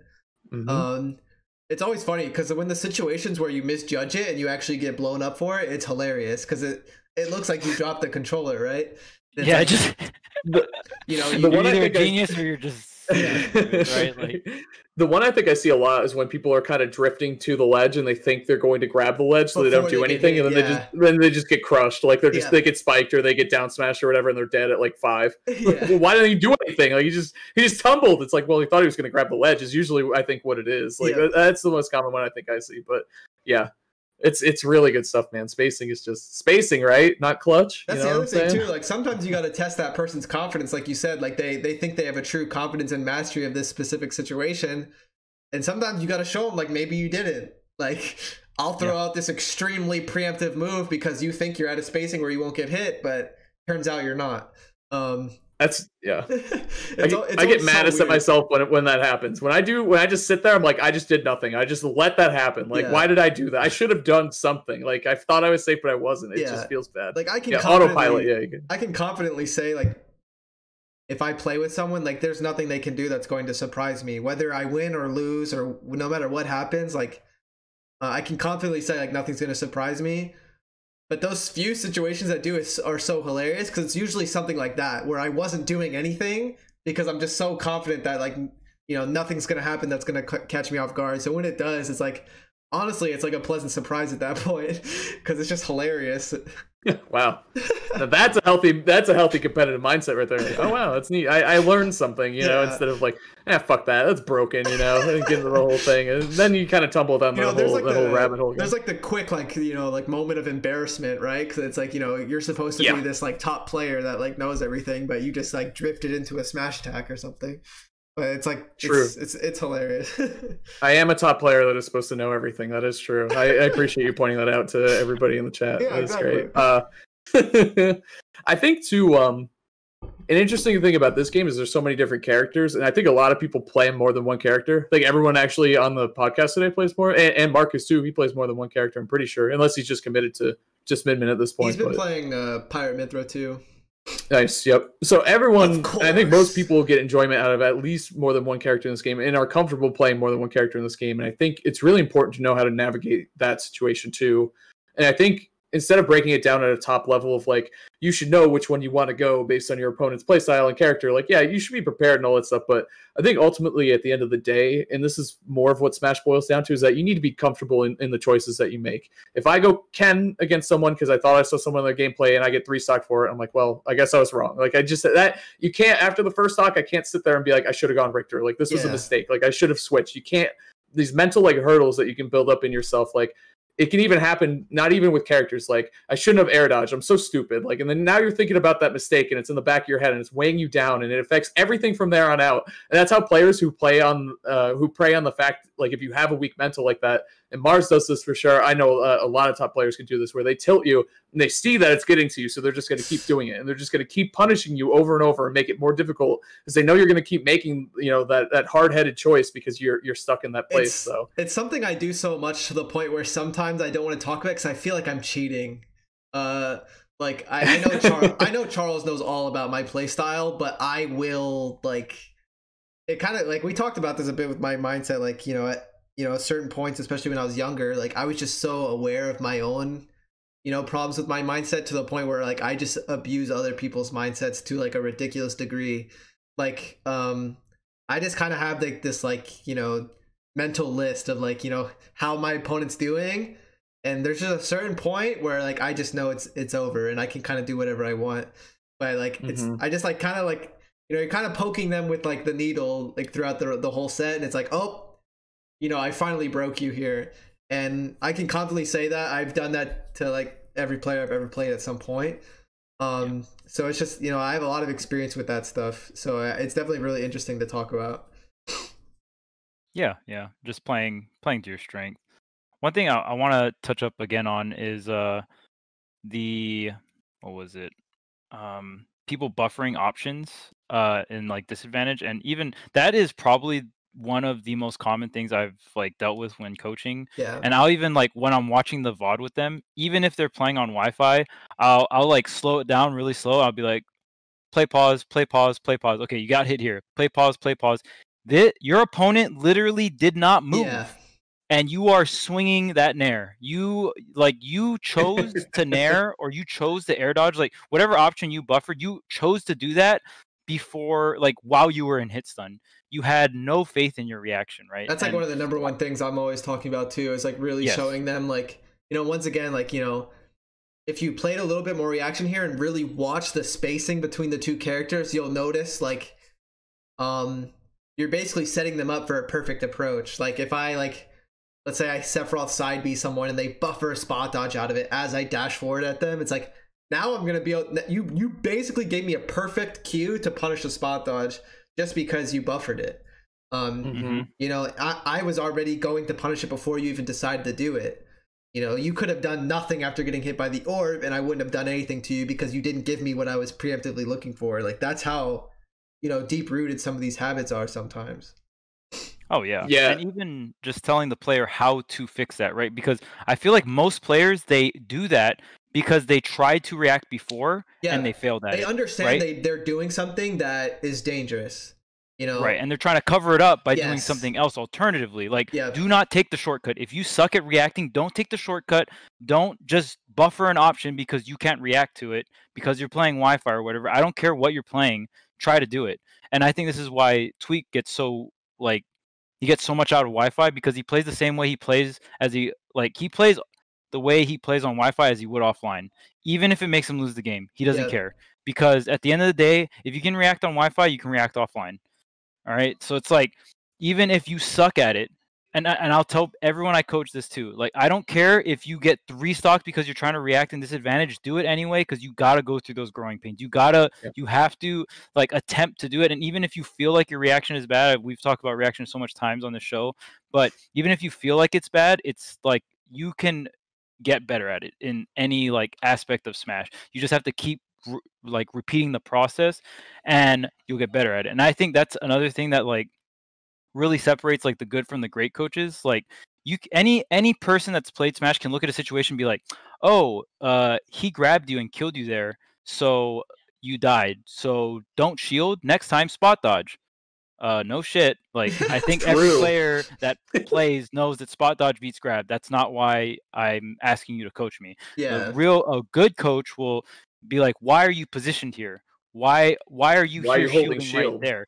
Like, right? It's like there's so much things that happened before that ended up. Are you in the corner? Can you not dash back? Like, were you being too like hasty and neutral, like center stage? Did you give up center stage too early? Right? And then now he's got you in the corner. You can't dash back anymore. So then you shielded because that was your last resort. Like, okay, now let's talk about how you should fight for center stage. Right? There's so many situations before that you can tackle and, you know, really figure out what like they can improve on, and even what they can improve on, also telling them how to improve on it. There's so much people, even when I'm talking to them about ledge trapping, where it's just like, oh, hey, can you grab normal get up on reaction while you're shielding by normal get up? And they'll be like, no. And I'm like, oh, okay, well, go into training mode, turn the computer on to level 3, throw them off, and every time they get up from the stage, or every time they grab ledge and do an option, it will always be normal get up. Level 3s always do normal get up. So you do that in training mode, and you can actually practice. Now you might not know if you're getting the exact 2-frame timing because they don't buffer shield. Like, if you had the mod pack, you could do that, obviously, but that's like a very easy and accessible way to generally practice normal get up, right? Obviously, a player like Gavin won't have to do that because he already knows how to do that. But, you know, so it's like, even like when you're trying to learn how to be a better coach, not only do you need to be able to dissect what the player's doing wrong, you need to give them steps to improve on what they're doing wrong. And like that path of improvement needs to be very like black and white to them and very easy to understand. And that, like, in my opinion, that's what separates like the good from the great. Yeah. So it's not only like, here's what the problem is, here's how you deal with it, and here's how you achieve that goal. Like, it's kind of like a 3-step thing. Like, identify the problem, identify how you're going to fix it, and then what's the path of success basically from there. Like, how are we going to get there? You know, like, what's the roadmap and all that. I think too, if a player is hitting a button in a situation where they aren't in any danger, they're running off of pure instinct, which to me means they don't have enough knowledge in that matchup or against that player or that playstyle or whatever. And so they're running off pure instinct, which means they're probably scared or something like that, which means they don't have enough fundamental knowledge in what they're trying to do to succeed. Because if you're just hitting buttons because you're scared, you got to study more. Like, you just need to know more about your opponent that you're fighting. Because if you're just hitting buttons for the sake of it, because you're afraid, because you don't know what to expect, the bottom line issue there is that you don't know what to expect. If you knew what to expect, you probably wouldn't be hitting, you know, the buttons that you're using to try to avoid something that you don't need to. So it's just, there's so much that goes into it, man. There's that, and like you guys said, it. Love talking about the game and all the deeper levels. And it's just, it can go on forever. Honestly, it's so fun. A lot of people like misunderstand some of their habits. They think, you know, they, you know, are not good at the game or something like negative like that. I think a lot of people have these habits because of some sort of, you know, whether it's a basic understanding or not. A lot of people have these habits because they understand, like, let's say they whiff a button and they buffer an option afterwards, right? They understand that what they did is potentially punishable, right? So they have that understanding. Like, this is a good thing, right? Like, they have the knowledge of the game there. And that's why they do that. And, you know, and sometimes you gotta, like, you know, word it like that to really give them that confidence boost, because they might just think, you know, this is a stupid habit I have, like, why do I have it? And it's like, okay, well, let's work with this habit, and let's, like, you know, let's, like, truly understand if you had to make this guess or not, right? Like, was this truly punishable here? Was your opponent even trying to punish it? You know, like, you know, let's take these habits and, like, let's work with your reactions with them, you know, and let's, like, really question why you're doing it. Because a lot of people, like, they just think they have a dumb, stupid habit or whatever, and it's like, okay, like, let's word it differently at least, because everyone does that. You know, there's a bunch of times where I definitely have like pressed a button, you know, realized I took a risk that was like miscalculated and tried to cover myself. And you know, and spot dodge, because spot dodge is really strong. Yeah, right? And that's what got punished. So it's like, wow, I could have dropped my controller for a millisecond and been fine, right? So it's really like something I come down to is really, you know, understanding the matchup you're in, the character you're fighting against, you know, really judging the spacing you're at, because a lot of the time, if you're not at that point blank range, you don't have to really force a specific option out of yourself, whether it's neutral or disadvantage. Mm-hmm. And I've even had players, like, I'm coaching them and they're making excuses, like telling me I'm wrong, like, and this is kind of going back to being coachable and stuff. I think it's okay to call out someone if you feel like they're wrong, especially if it's very something like black and white, like, oh, that wouldn't have killed. Like if I'm like, oh, well, why didn't you just go for this? It would have probably killed. And they're like, oh, okay, that wouldn't have killed. And I'll be like, oh, okay, well, like you probably know your character more than me, right? That, like, stuff like that's fine. But I've also had people that like kind of just like make excuses and stuff like that. And it's kind of weird because I'm like, dang, like you're paying me and I'm trying to help you get better, and you're just like making excuses, like it's fighting like, you. Yeah, like to me that's really weird. But like some people do that. That definitely something you shouldn't do. You're kind of just wasting your time and money, right? And even just kind of, you know, has touched up on, like, there's so much to know about this game, right? So even understanding how to play, I think not a lot of people understand this. Knowing how to play when you don't know a matchup. That's going to happen to you a lot in Ultimate. There's a lot of matchups. And a lot of characters are, like, like, in Smash 4, low-tier characters, it was pretty easy to understand the matchup because they had, like, 3 or 4 good moves and all the other moves were dog shit. Like that's how it worked. That just generally how it works. Like in older Smash games, like low tier characters, they had some top tier options, but it was a very handful, like very small amount of it. So it was very easy to counterplay like those 3 or 4 good options. Right now in this game, things are a lot more well-rounded in a sense of like, you know, Ganon Fair is huge and powerful, but like also doesn't have that much lag like every other move. Like there's essentially it's a lot more even playing field in terms of like the other Smash games. Obviously there's still like defined top tiers and all that jazz, but so there's, even when you're fighting those lower tier characters nowadays, you got to kind of understand how the character really works. And I feel like there's a lot of players, even when I'm coaching them, they'll be like, oh, well, I didn't know this matchup, and like I tried to punish this, but I didn't know if I could punish it or not. And then I'm like, well, why are you going for that punish anyway? If you know that you don't know if like you have a specific opening, your general like concept of that situation should be like, oh, let me just like kind of come in with a pump fake and like see what they do, right? Like you should be gathering information, and even if you dash in and then you notice the shield comes up really late and they were lagging, then in your head you can be like, oh, so I could have dash attacked that. Okay, cool. But you shouldn't, your first reaction shouldn't be like, I'm gonna try to punish that with a dash attack that leaves me wide open if I don't get that dash attack. Like that's bad, right? Like that, like when you lay those two concepts on the table, that's just like bad. But you don't know that until you really like break that down and see like, so how do I really play? And even when you watch a top player play a matchup they don't know, they're playing extremely safe. And there's even some situations where they could have gotten a punish, but they choose not to punish and it resets, but they're okay with that because they were unsure. Right, they're just taking the information.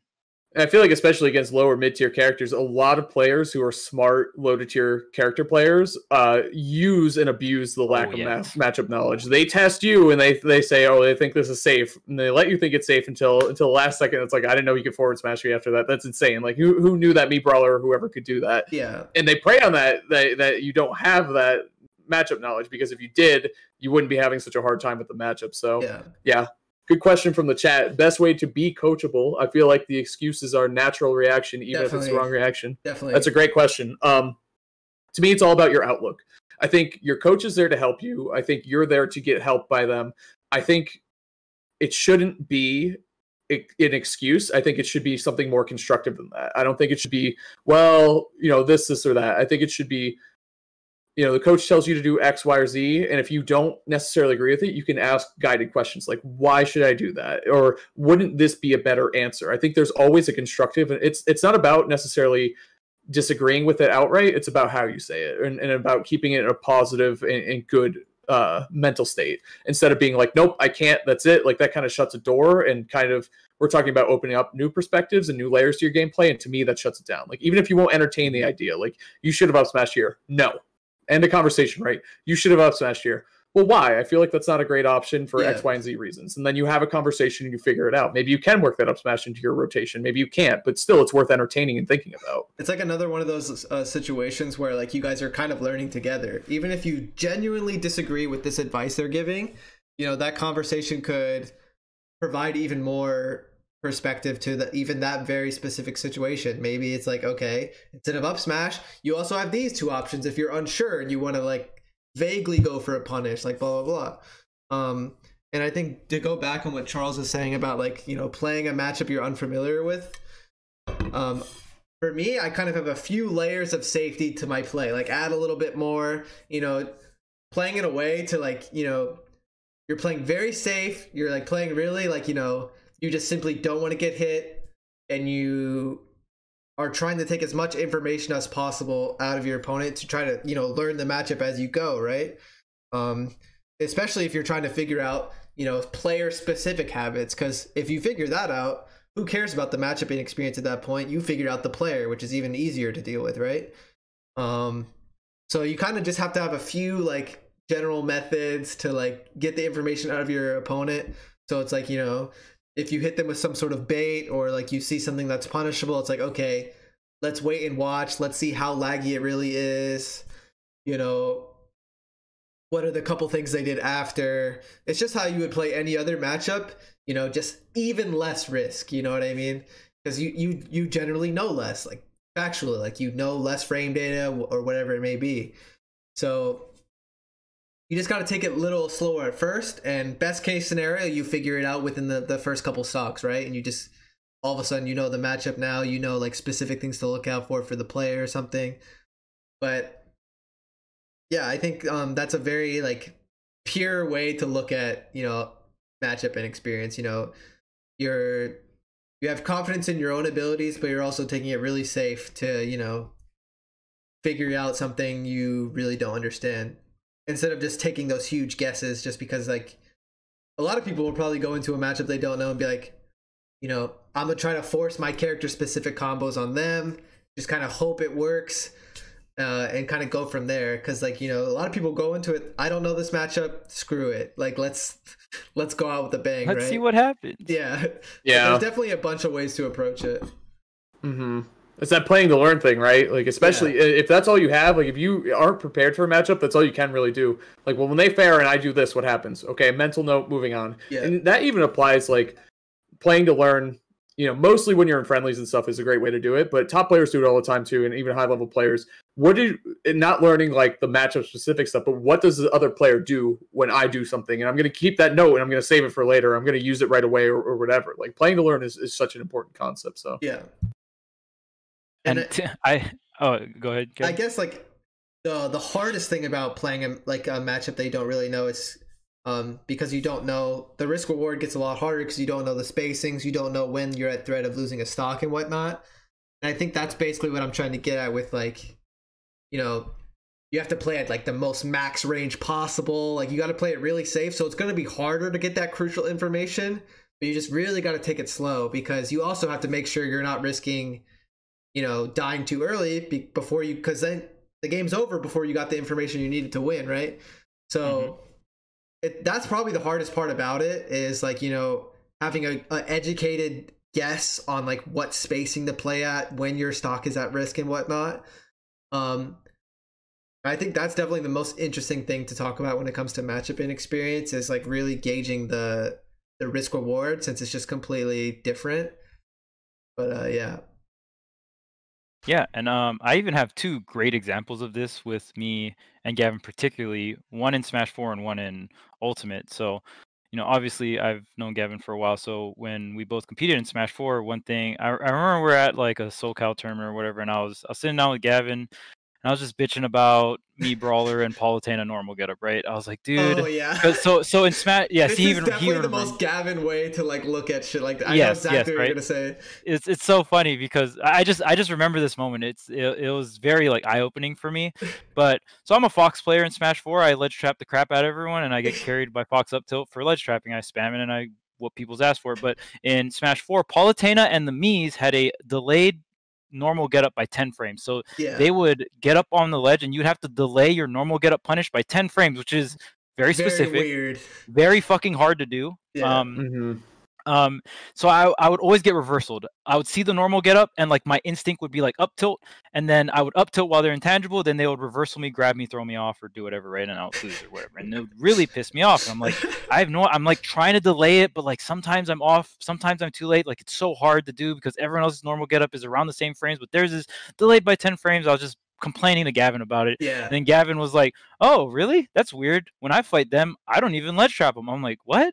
He's like, "Yeah, those characters suck." So back then, those characters were Palutena and Mies were like bottom tier in Smash 4. He was like, "Yeah, I just let them back on the stage. What are they gonna do?" Like, and I was like, "Yeah," and I was just like, "Wow, you're right. Holy shit! Like those characters are so trash that you just let them get back on the stage and you just beat them up on the stage. You were already beating them up. That's why they're on the ledge, right?" Yep. And like that was like another moment where I'm just like, my perspective was very like changed in that moment, where it was just like, wow, I'm like trying to force this one interaction here, but this other player is taking it in a different way and he's being very successful in it, right? So that's why I like I said, it is, you know, it's not a bad thing to complain about things on Twitter, but also just trying to find the answer and see how other players deal with it, right? Like I've always complained about Shotos, but I also ask other players like how they deal with Shotos, right? Like how do you deal with this, and like, you know, like blah blah blah.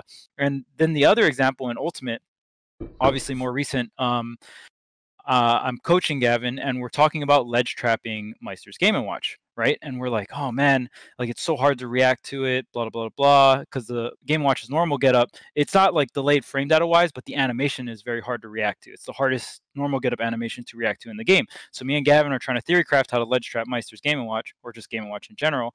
And then Gavin was like, well, you know what, because I'm trying to think of all these things, and Gavin was like, you know what, instead of trying to punish the normal get up, I think I'm going to let him normal get up, but I'm more so going to try to focus on the situation after the normal get up. Like, what does he buffer after normal get up? So it's what like, I do on Wi-Fi too. Yeah, exactly. So it's like there's so many different ways to look at something, right? Because like on paper, it's like, okay, maybe like we should try, like, because I was even trying to think of like, maybe we can like sit there and you can try to practice hitting Game & Watch's normal get up, even though it's like almost inhumanly possible, but you know, maybe we can try that. Like we're bouncing a bunch of ideas around, and then we kind of just sat with Gavin's idea of, you know, I'm just going to try to punish the situation after because it's too hard, and I'm not going to try to like super stress myself out about it, and I don't want to like try and push my gameplay to the point where I have to be that on point, right? So yeah, those are like two great examples of like different perspectives being very good. I think that what you just said, too, dude, Termy looks like a different dog, by the way. I can't believe that that's Termy. That dude, I know, fresh cut right before Frostbite. I've never seen Termy before until today. That's like Termy's defining characteristic is like A, very sweet, and B, like super fluffy and cute, like a lot of fur. And now it's just, I swear you switched him out. Like that's a new dog. I've never seen Termy's like facial features until today. Yeah, yeah, that's how his eyes look. Termy. Looking good though. But I think too, that's another, like, even that concept right there might have just unlocked layers for someone in the chat. Like, if something's too hard to punish, you punish the thing. You look for the thing after. Like that was something that took me a long time to realize. Yeah. I'm like, nope. I like to call it A to B smash. Like they do A, I do B. Like that's it. Or you do A, they do B. Like that's it. Very good way to explain it. But then there's branches. It keeps going, because if I just spam safe moves all the time, I would just lose to that. If someone just did the safe thing to me every single time, I would just lose to that. There's no like one right answer to things that are safe. That's why they're so good. Yeah. So you have to look for what the after is. And I think that's just such an important, you know, concept. And when I realized that, and I think too, like coaching is amazing and all that stuff, but realizing stuff on your own and then connecting with other people after, being like and just having that like mind blow experience together is like, holy shit, that's so true. I think that's such a huge concept. And you guys kind of just went over it. You're like, I'll just punish it anyway. And you moved on casual. I was like, that's a huge concept. That's such an enormous concept that so many people don't grasp, because Smash is so like point A to point B, and that's it. Like there's so much more going on. That's why top players beat ass all the time. Yeah, it kind of just goes like hand in hand with like my play style and like what we talked about, like how I play. Like I kind of pick people's brains when I play. Like there's a lot of baits. Like there's a lot of like, you know, things that like people will probably never notice. And like it just kind of goes hand in hand with how I view the game. So for me, that's like how I viewed it from the start. And for some other people, sometimes I need that other perspective, right? For example, like even though like I have no intention of punishing like the neutral get ups we were talking about, I'll still act like I will. I'll bait it, And that gives me information because they might buffer an option after because they're like, oh shit, are they actually going to do this? No one does this. So it's like, you know, there's a lot more that goes into it too. And then, you know, sometimes you got to throw it out there and be willing to, you know, threaten that you might try to punish something that you usually don't try to as well. So it's just, like the... Oh, go ahead. Sorry. I was going to ramble. You can actually go. I was going to say, it's kind of like that. That happens to me sometimes where I'm like, all right, if they do this one option, I'm going to punish it super hard so that they try to never do it again. And I really hope they don't because I'm never going to be able to hit that punish again. But if I hit the one time, they'll stop. And then I don't you get the max, you get like the max damage out of it too. So it's like, there's no way they're never rolling in again. Yeah, exactly. That's what I'm saying. Yourself. That's all. Yeah. It's like, I hate trying to, like, for Charles' example, like trying to punish the neutral get up with weird timing. It's like, if I punish it one time, maybe I'll scare them into never doing it again. But then you learn a lot about a player. If they keep doing it, it's like, well, they'll beat the crap out of you for doing that. Why do you keep doing it? It's like, well, it's because that's a habit that they have, and that registers, and it's a whole different thing. Yeah. It's just it's crazy. And it's like, you know, maybe this player is like truly testing you, and maybe like there's no way he's gonna punish it again, right? Like I'm gonna test him this time. It's interesting. Yeah. And knowing your own habits is important for that too, because I know some of mine, and like, for example, I don't want to say it because then I'll play people and they'll use it against me, but that's okay because I gotta get rid of it as a habit. There we go. Yeah, I gotta do it. I know it's a habit that I have, and I'll do it on Wi-Fi. And I think a lot of people do this too, where I'll do what I'm comfortable with until my opponent teaches me that it's not okay to do. Like I'll jumping from the ledge, which I think is a really common habit anyway, is one that I have. So I'll jump from the ledge, and if you let me get away with it, I'm never gonna stop. But if once you swat me out of the air a couple times, I'll be like, all right, time to start thinking at the ledge. And if I can get away with the same ledge options over and over, it's a great way to like conserve my mental energy and not have to worry about that aspect of my gameplay because I'm just going to keep getting away with it. And then I can focus on other parts. Like, okay, after I jump over them, what am I going to do? Can I hit them? Like, what's the option here? So teaching and like conditioning your opponent is also obviously like, man, we could probably have another 4-hour podcast about that. I jump for a living. Tweek's a jumper. It's a great option. It's a great option, especially in this game. It's a great option. I ledge jump. I jump out of shield. I jump in neutral. I double jump in neutral. I jump out of disadvantage. But what are you going to do about it? Like that is what I'm looking for when I'm playing against someone, right? And it's like one way I look at a lot of like Charles knows this. Even Hazmatt. I hate guessing. Guessing is the number one thing I'm going to avoid at all times. So if like, let's say, you know, I'm playing against a character that's great out of shield or is great frame data. We're both shielding next to each other. I'm not taking any, I'm getting out of there. I'm never interacting. I'm just not going to take that risk. And I think a habit I know is like, I'll position myself where I'll take the small hit just to avoid the guess, right? Just so I can get a reset. And if that gets punished enough, sometimes I'll be like, damn, I gotta start rolling and spot dodging. Fuck. As much as I hate... Gotta start guessing. As much as I hate guessing, and as much as I kind of view spot dodges and rolls as like ugly, because I like to think my play is like very pretty or whatever. If you make me start rolling and spot dodging, I'm gonna be fucking pissed. like this is not how I like to play Smash. It's so committal, right? Like, because what you do is you're locked into that role for however long, you know, it lasts for a long time. And I think that's what Wonderbread said in the chat. It makes sense. Like, jumping from the ledge gives you the most input what happens after. I think it gives you have the most control of your character, and your opponent actually has to read it with their options to punish it. You know what I mean? You can't just, I guess there's a couple things that will catch multiple options, but jump is one that you definitely need to catch. Like, you can't just get lucky with that. On paper, it's the best option. It has so many, exactly. It has so many mix-ups after. Yep. And like control, that's a good way to look at it. And the thing about jump too is it has the most mix-ups after universally, but then when you start adding character mix-ups after, like character specific mix-ups after the ledge jump, then there's even more sometimes. Like if the character has multiple jumps and they ledge jump, now like what, you know what I mean, if you let them get away with it, right? So ledge jump is definitely something that you got to condition them, or you got to let them know you're willing to cover it, right? Because if there's certain things in Smash where if you let them get away with it, it's like Haz said, like he'll do it every time. It's same with me. If you let me ledge jump, I'm sure. Especially with Sephiroth or something, when I have one wing, it's like I have like infinite mix-ups after this. Like, catch me in the air, dog. I'm probably gonna kill you for trying to ledge trap me right now. I'm not gonna lie to you. The reversal bear is coming. Yeah, exactly. Nice. But I guess if we're for coaching, there's two last things I kind of want to cover, and it's like probably the two most common things I get asked while I'm coaching that has like almost nothing to do with the game. It's gonna be character crisis and being nervous in tournament. Character crisis obviously is involved more with the game. It is definitely one of the more challenging things to coach, especially long term. Definitely was probably the hardest thing to coach with Gavin when I started coaching Gavin. Yes. He's so like, and this is a problem that it's not usually the case with other players, but he was so good with so many characters, right? So it's hard to, and we didn't want him playing 5 characters in tournaments. I think a nice approach you took to it that I always felt was like I really appreciated and I felt was like really healthy was if I because I have I could have one idea the next tournament and then the next tournament like my lineup's like completely different. I have so many like spontaneous ideas, and something I loved about Charles being my coach is he would never like shut me down. He would always roll with it, give me even more advice and options and whatnot. That's what I thought you did very, very well. That a lot of people might be like, what are you talking about? You just won last week with this character. Like, you were very supportive and willing to just like roll with it, right? I think that's what I always appreciated.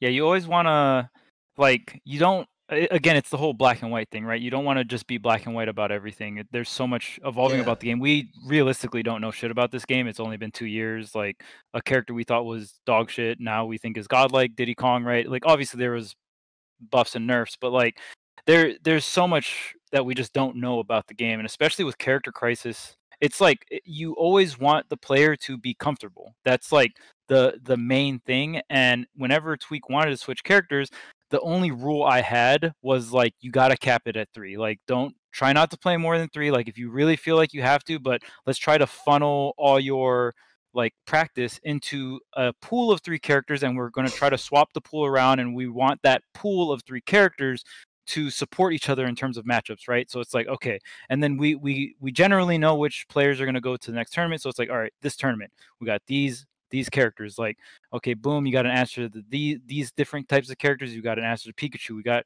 what is your Rob matchup like?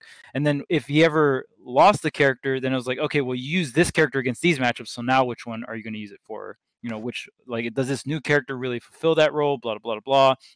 And really just breaking down conceptually. But yeah, character crisis it's really hard because, with with a top level player like Gavin, obviously goal is to be number 1 on PGR. Very clear cut goal, and we're both going to make very strict decisions. Like, back then we didn't think Diddy was that good. So it's like Diddy was kind of like on the table, but kind of not, right? But through quarantine, and that was a cool thing about just being open to Diddy, right? Like we were kind of looking into all these different Diddy techs, talking to Docpo and all that stuff, all the other Diddies, and really just figuring out the character, and trying to understand the character, right?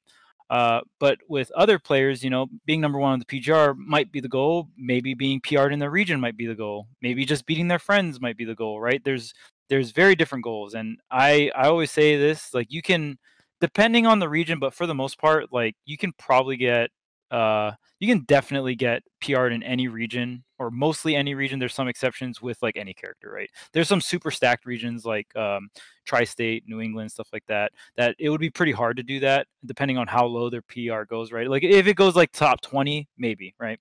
But it just depends. But for the most part, you can probably get PR with any character in the game. But like PGR, that's a whole nother story. Do I think any character can get PGR? That's kind of rough. I think a lot of characters can, and that's when you start getting into the deeper part of like viability and all these like weird opinions. And at the end of the day, you just want for anyone I'm coaching, I just want them to be comfortable enough with the character so they can learn the baseline of the game. Even for Gavin, he started in Smash 4 with Bowser Jr. and obviously was a shit character, but still did very well, and then eventually switched to the top tier being Cloud. He still learned a lot about the game fundamentally with Bowser Jr., right? So it's not like all that stuff with Bowser Jr. went to waste. So it's really hard to kind of coach someone through a character crisis, but main thing is comfortability, and like, are their character choices aligning with their goals, right?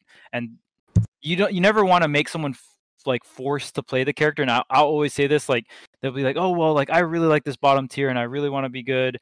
I think the number 1 priority is the motivation to practice. That is number 1 priority. If they are forcing themselves to play a character that will make them not want to play the game as much, then they're taking one step forward, two step backwards, right? It's like, oh, I'm playing a better character, but I play the game less. Playing the game is more important than what character you play. Like, I don't care what anyone says. That is the most important thing. You need to play the game to get better. That is like the baseline thing. From there, you might find another character you enjoy that's a higher tier or whatnot. And then the last thing I want to talk about is tournament nerves. That's where you gotta get into like the psyche of things. That's where it gets really hard to talk about. You don't like people get nervous for different reasons, right? So like sometimes you have to go into a deeper level of understanding, and really the only way to like practice for tournament nerves is to put yourself in that situation over and over again, which is why locals are a good thing. But with an asterisk, like sometimes you'll get far in your locals, you'll get that nervous feeling, right? But when a major comes around, that's like another level higher, right? Yeah. Oh, okay, dang, this regional is here. So, okay, boom, I can get top 3 in my local, get nervous there. Like, okay, I'm starting to get over my tournament nerves. Sick. Go to a regional. Oh, snap. Like the other states, like neighboring states are at this tournament. Their top players are here. Like, oh, now that's a whole another level of like nerves that you're going to deal with, right? Oh, boom.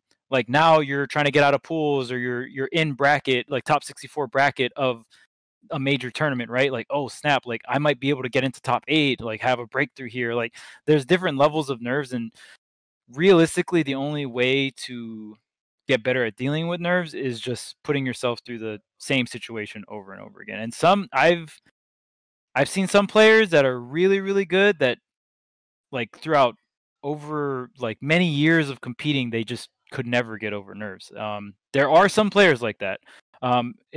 Is it possible for them to eventually do it? I still think it's possible, but I think some players get over it faster than others. And like the way you have to deal with it, even when I was coaching Void, he had a lot of problems with nerves, and there was like all these different things we had to do, like pregame ritual kind of stuff that like even like regulating how much caffeine he had, or like there's so many like little tiny things that will even affect your nerves going into different situations, right? So kind of figuring yourself out, experimenting with like what pregame rituals will help you, putting yourself in the situation over and over again, talk to other people like around your skill level or even higher, like how they deal with nerves too, right? So it's like if a top player has like some kind of pregame ritual that they do that helps them with nerves, maybe you can try it out too.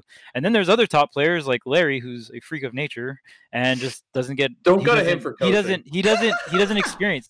I've talked with Larry, and Larry's just like, yeah, I just don't get nervous, which is crazy. I've met a handful of people like that, but it's very rare. You'll regress if you go to Larry. You'll do worse. Like it's just significantly, you'll get worse at the game. I'm just kidding, by the way. I love Larry. I was gonna say, I think Charles, like what you said. Hey, Void. What you said was kind of sorry a little bit. Talking about nerves. Yeah. Nerves. Yeah. I think his pants. What was I gonna say? Shit. Sorry. I'm so easily. Void is very good at playing when he's nervous. I wanted to mention something about nerves. Oh.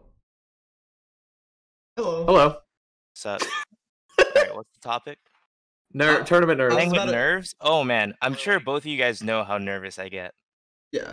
There are times where like I get so nervous, I'm like, guys, I'm literally gonna lose. I can't do anything. I think in between sets, I can just see like you're just like a little bit more fidgety than usual or something.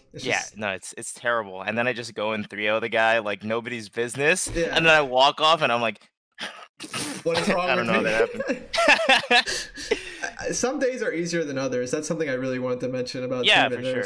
And like, a mindset I always like. That always bothers me to see is like someone will like say like, I think my tournament nerves are finally like a lot better, or like they're finally improving, and then they have a rough tournament like next time, and they're viewing it as just a simple progression, and that like, but it's not. It's Dude, not. We have lives. Yeah, there's ups and downs, like everything. Like you gotta consider that. Like it's just like improving in the game itself. Like you can't just view it as I'm better than I was yesterday. Exactly. That simple. Yeah. Oh, I think Charles said it well too, where it comes down to, I think people might not even realize how much you guys prepare before a tournament, and all the small things that you guys think about and consider before you enter a bracket. Like, not only are you preparing, you're looking ahead to who's going to be at the tournament, what characters you're going to play against them. All this stuff, preparedness can help with any nerves. Yeah. And I think honestly, some of it is just doing it. It's like the first time you ride a roller coaster, you don't know what to expect. You're probably nervous and scared because you've seen what it could do and all that stuff. Same thing, like playing on stream for the first time. I was so nervous, man. I was so aware of everything I was doing. Like I could feel every cell in my body. You know what I mean? Like I could feel I felt so seen. Like, and that's so weird to say, but as you do it more, same with commentary. I'm like, what am I doing with my hands? Am I saying the right things? I'm distracted from what I'm supposed to be doing because I'm so aware of myself, because I felt like other people were watching me, which I think is a huge part of tournament nerves. And just the more you do it, the more you dive into that water, the more used to you get, and they kind of just naturally go away, honestly. Or it did for me. That's my experience, at least. At this point, I'd rather be on stream than anywhere else at a tournament at this point. Because you've been in that situation for so much time, so you honestly feel more comfortable on stream than off stream, right? Because like, you know, it's always like the most optimal setup. Like you always have the most space from the crowd. So at this point, I'm like, wow. Like when I was younger, I would be like, you know, a bit more nervous here. But it's like, honestly, I'd rather play on stream every set than, like, you know, have play on a different setup all the time and all that stuff. Because, you know, for me, it's just, when you're playing off stream, there's just potentially more variables. So at this point, it's like, put me on stream. That setup's probably nice. True. Actually, that's super true. I didn't even think about that. Yeah. But it's funny because to you, the priority is, I want the setup to be nice, not, wow, there's 40,000 people watching me. I hope I don't fuck up something, which is insane, because to me, it's like the opposite. I'm like, dude, put me in a corner, because if I lose, I don't want anyone to fucking look at me. Like, I want to be so far away from everyone else. I don't want it to happen. But yeah, that's just like what Charles said. That's just because it's like we said, like, get on that roller coaster. Like, you just got to do it. Try it out. Get used to it. Yeah. I've seen a lot of people say, like, get offered, like, do you want to play on stream? Like, this set is going to go on stream. And they'll say no. It's like, damn, like, maybe you'll regret that in the future. Who knows? I always say because you get a VOD to review for sure. With at a major especially, you get, you know, hopefully good commentators too. Usually you do. Who might point out something that you didn't even think about before. But at the very least, you'll have a VOD to review and check out for yourself later. And then what was the other part about it is, I don't know, like, that's a part of the whole experience. That's what everyone wants to be there. Everyone wants to show. You kind of, I don't know, to me, like, I don't know, if you don't want to be on stream because you're nervous. Man. I get it, but what the fuck, man? It's competition. Show off. Fuck someone up. Yeah, exactly. Show off. That's what I'm saying. Do something, whatever. Be proud of it, man. Own it. It's gonna be great. It's even if you do poorly, everyone's gone on stream and shit the bed. Everybody has done it. There's not a single person out there. You won't be the first. Yeah, absolutely. I've lost a bunch of tournaments on stream. Like, I won a bunch of tournaments on stream, and I'm still like, you know what? I'd rather be on stream. Like, I obviously have my own reasons, but you know what I mean? Like, gotta keep going. There's a level of, like, resilience and persistence that needs to come from it. You're going to lose. You're going to get hit in stupid spots. You're going to make stupid mistakes. It's all part of the learning experience, I think, is what we're saying. And you might as well have it recorded on record so you can learn from it even better. So might as well happen. So get used to it. If you get good enough, if your goal is to eventually be really good at Smash, you're going to be on stream at some point. So those nerves are going to come, and you got to learn how to conquer them in your own way. The more we grow as a community, like, you know, whether it or just technologically as human beings, like, just wait. A couple of years from now, there's going to be a bunch of streams instead of just a couple for tournaments. Every setup is going to be on stream eventually. Every tournament, every tournament. It kind of is that way, right? Because if everyone in the top 32 is streaming their bracket run, it's like, well, I guess I'm on stream. I'm on Best Nessa stream whether or not I want to be. It doesn't matter. Like, you can't just be like, dude, can you turn off the stream? I'm nervous. Like, it doesn't work that way. Like, you're gonna be Buzz. I'm sorry. I'm nervous in front of your viewers. Can you turn it off? If I gift the sub, will you, like, turn off the stream for a little bit? How many gifted to turn off your stream? 100. Don't turn off the stream right now. You can turn it on. You can turn it back on after our set. But don't talk about the result either. Don't say anything. You can even stay live. It could just be a face cam, but, like, you can't show any of the gameplay. Like, that's it. That's unnerving. You gotta get used to it at some point. It's gonna happen. Cut the stream. It's funny. Nice. Getting out of that mentality of using a short-term answer for a long-term problem, right? Like, if you're trying to, really elevate yourself in Smash, that is going to be something you have to deal with long-term wise. Like, there's going to be a lot of streams and you're going to be on a lot of them. So it's like, don't try to use, like, a short-term answer for that long-term problem. I think that's, like, one of the key takeaways. I think if we were going to, I'm feeling pretty good about the episode. I don't want to cut it short if you guys want to keep going, but I think we've hit a pretty good spot here. But yeah, for sure. So if you had to take one final, like, takeaway from this about coaching and becoming better, I could go first too, not to put you guys on the spot. Like, what would it be?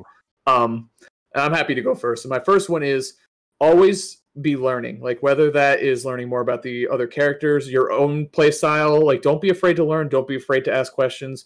Always be looking to improve and get better, because if you're not, you're stagnating and you're at the very best case scenario, staying the same skill level, and obviously more than likely you're regressing. So never be afraid to ask questions. Always be looking for answers and being able to improve your gameplay. For me, it's definitely less is more. I think a lot of people do a lot of things out of habit and like do things very quickly. We talked about this throughout the whole stream. Really testing, like, you know, like watching the spacing you are at with your opponent, really testing your reactions. A lot of the time, like, less is more. Like, when I'm playing, even against top players, I'll preemptively go for something because I just know they're about to double jump. And if they never did anything, they would have never lost their stock. For me, it's really make every movement and every button have its intent and purpose. Like, less is more, honestly. I do a lot of standing there. Like, that's definitely the most important but thing. There's a purpose to it. Exactly. It's effective, yeah. It's effective. Yeah, and I think for me, my big takeaway from this podcast will definitely be use all, like, I always try to think, and this is like even just me like my personality wise, I always try to think in long term, like your improvement rate. That is, as a competitor, as the core and most important thing is your improvement rate. Use all your resources, talk to people, figure out everything. It all funnels into how fast you improve, because at the end of the day, the PGR and all that stuff is just this big long race, and whoever has the best improvement rate will end up in front. No matter where you're starting, if you just have a humongous drastic improvement rate, you'll eventually get there. Try not to think short terms, like thinking like results and stuff like that. It's a lot of it is short term. If you just think long term, improvement rate, all that stuff just funneling into there. And again, that comes with, you know, using long term solutions for long term problems, not short term solutions for long term problems. So yeah.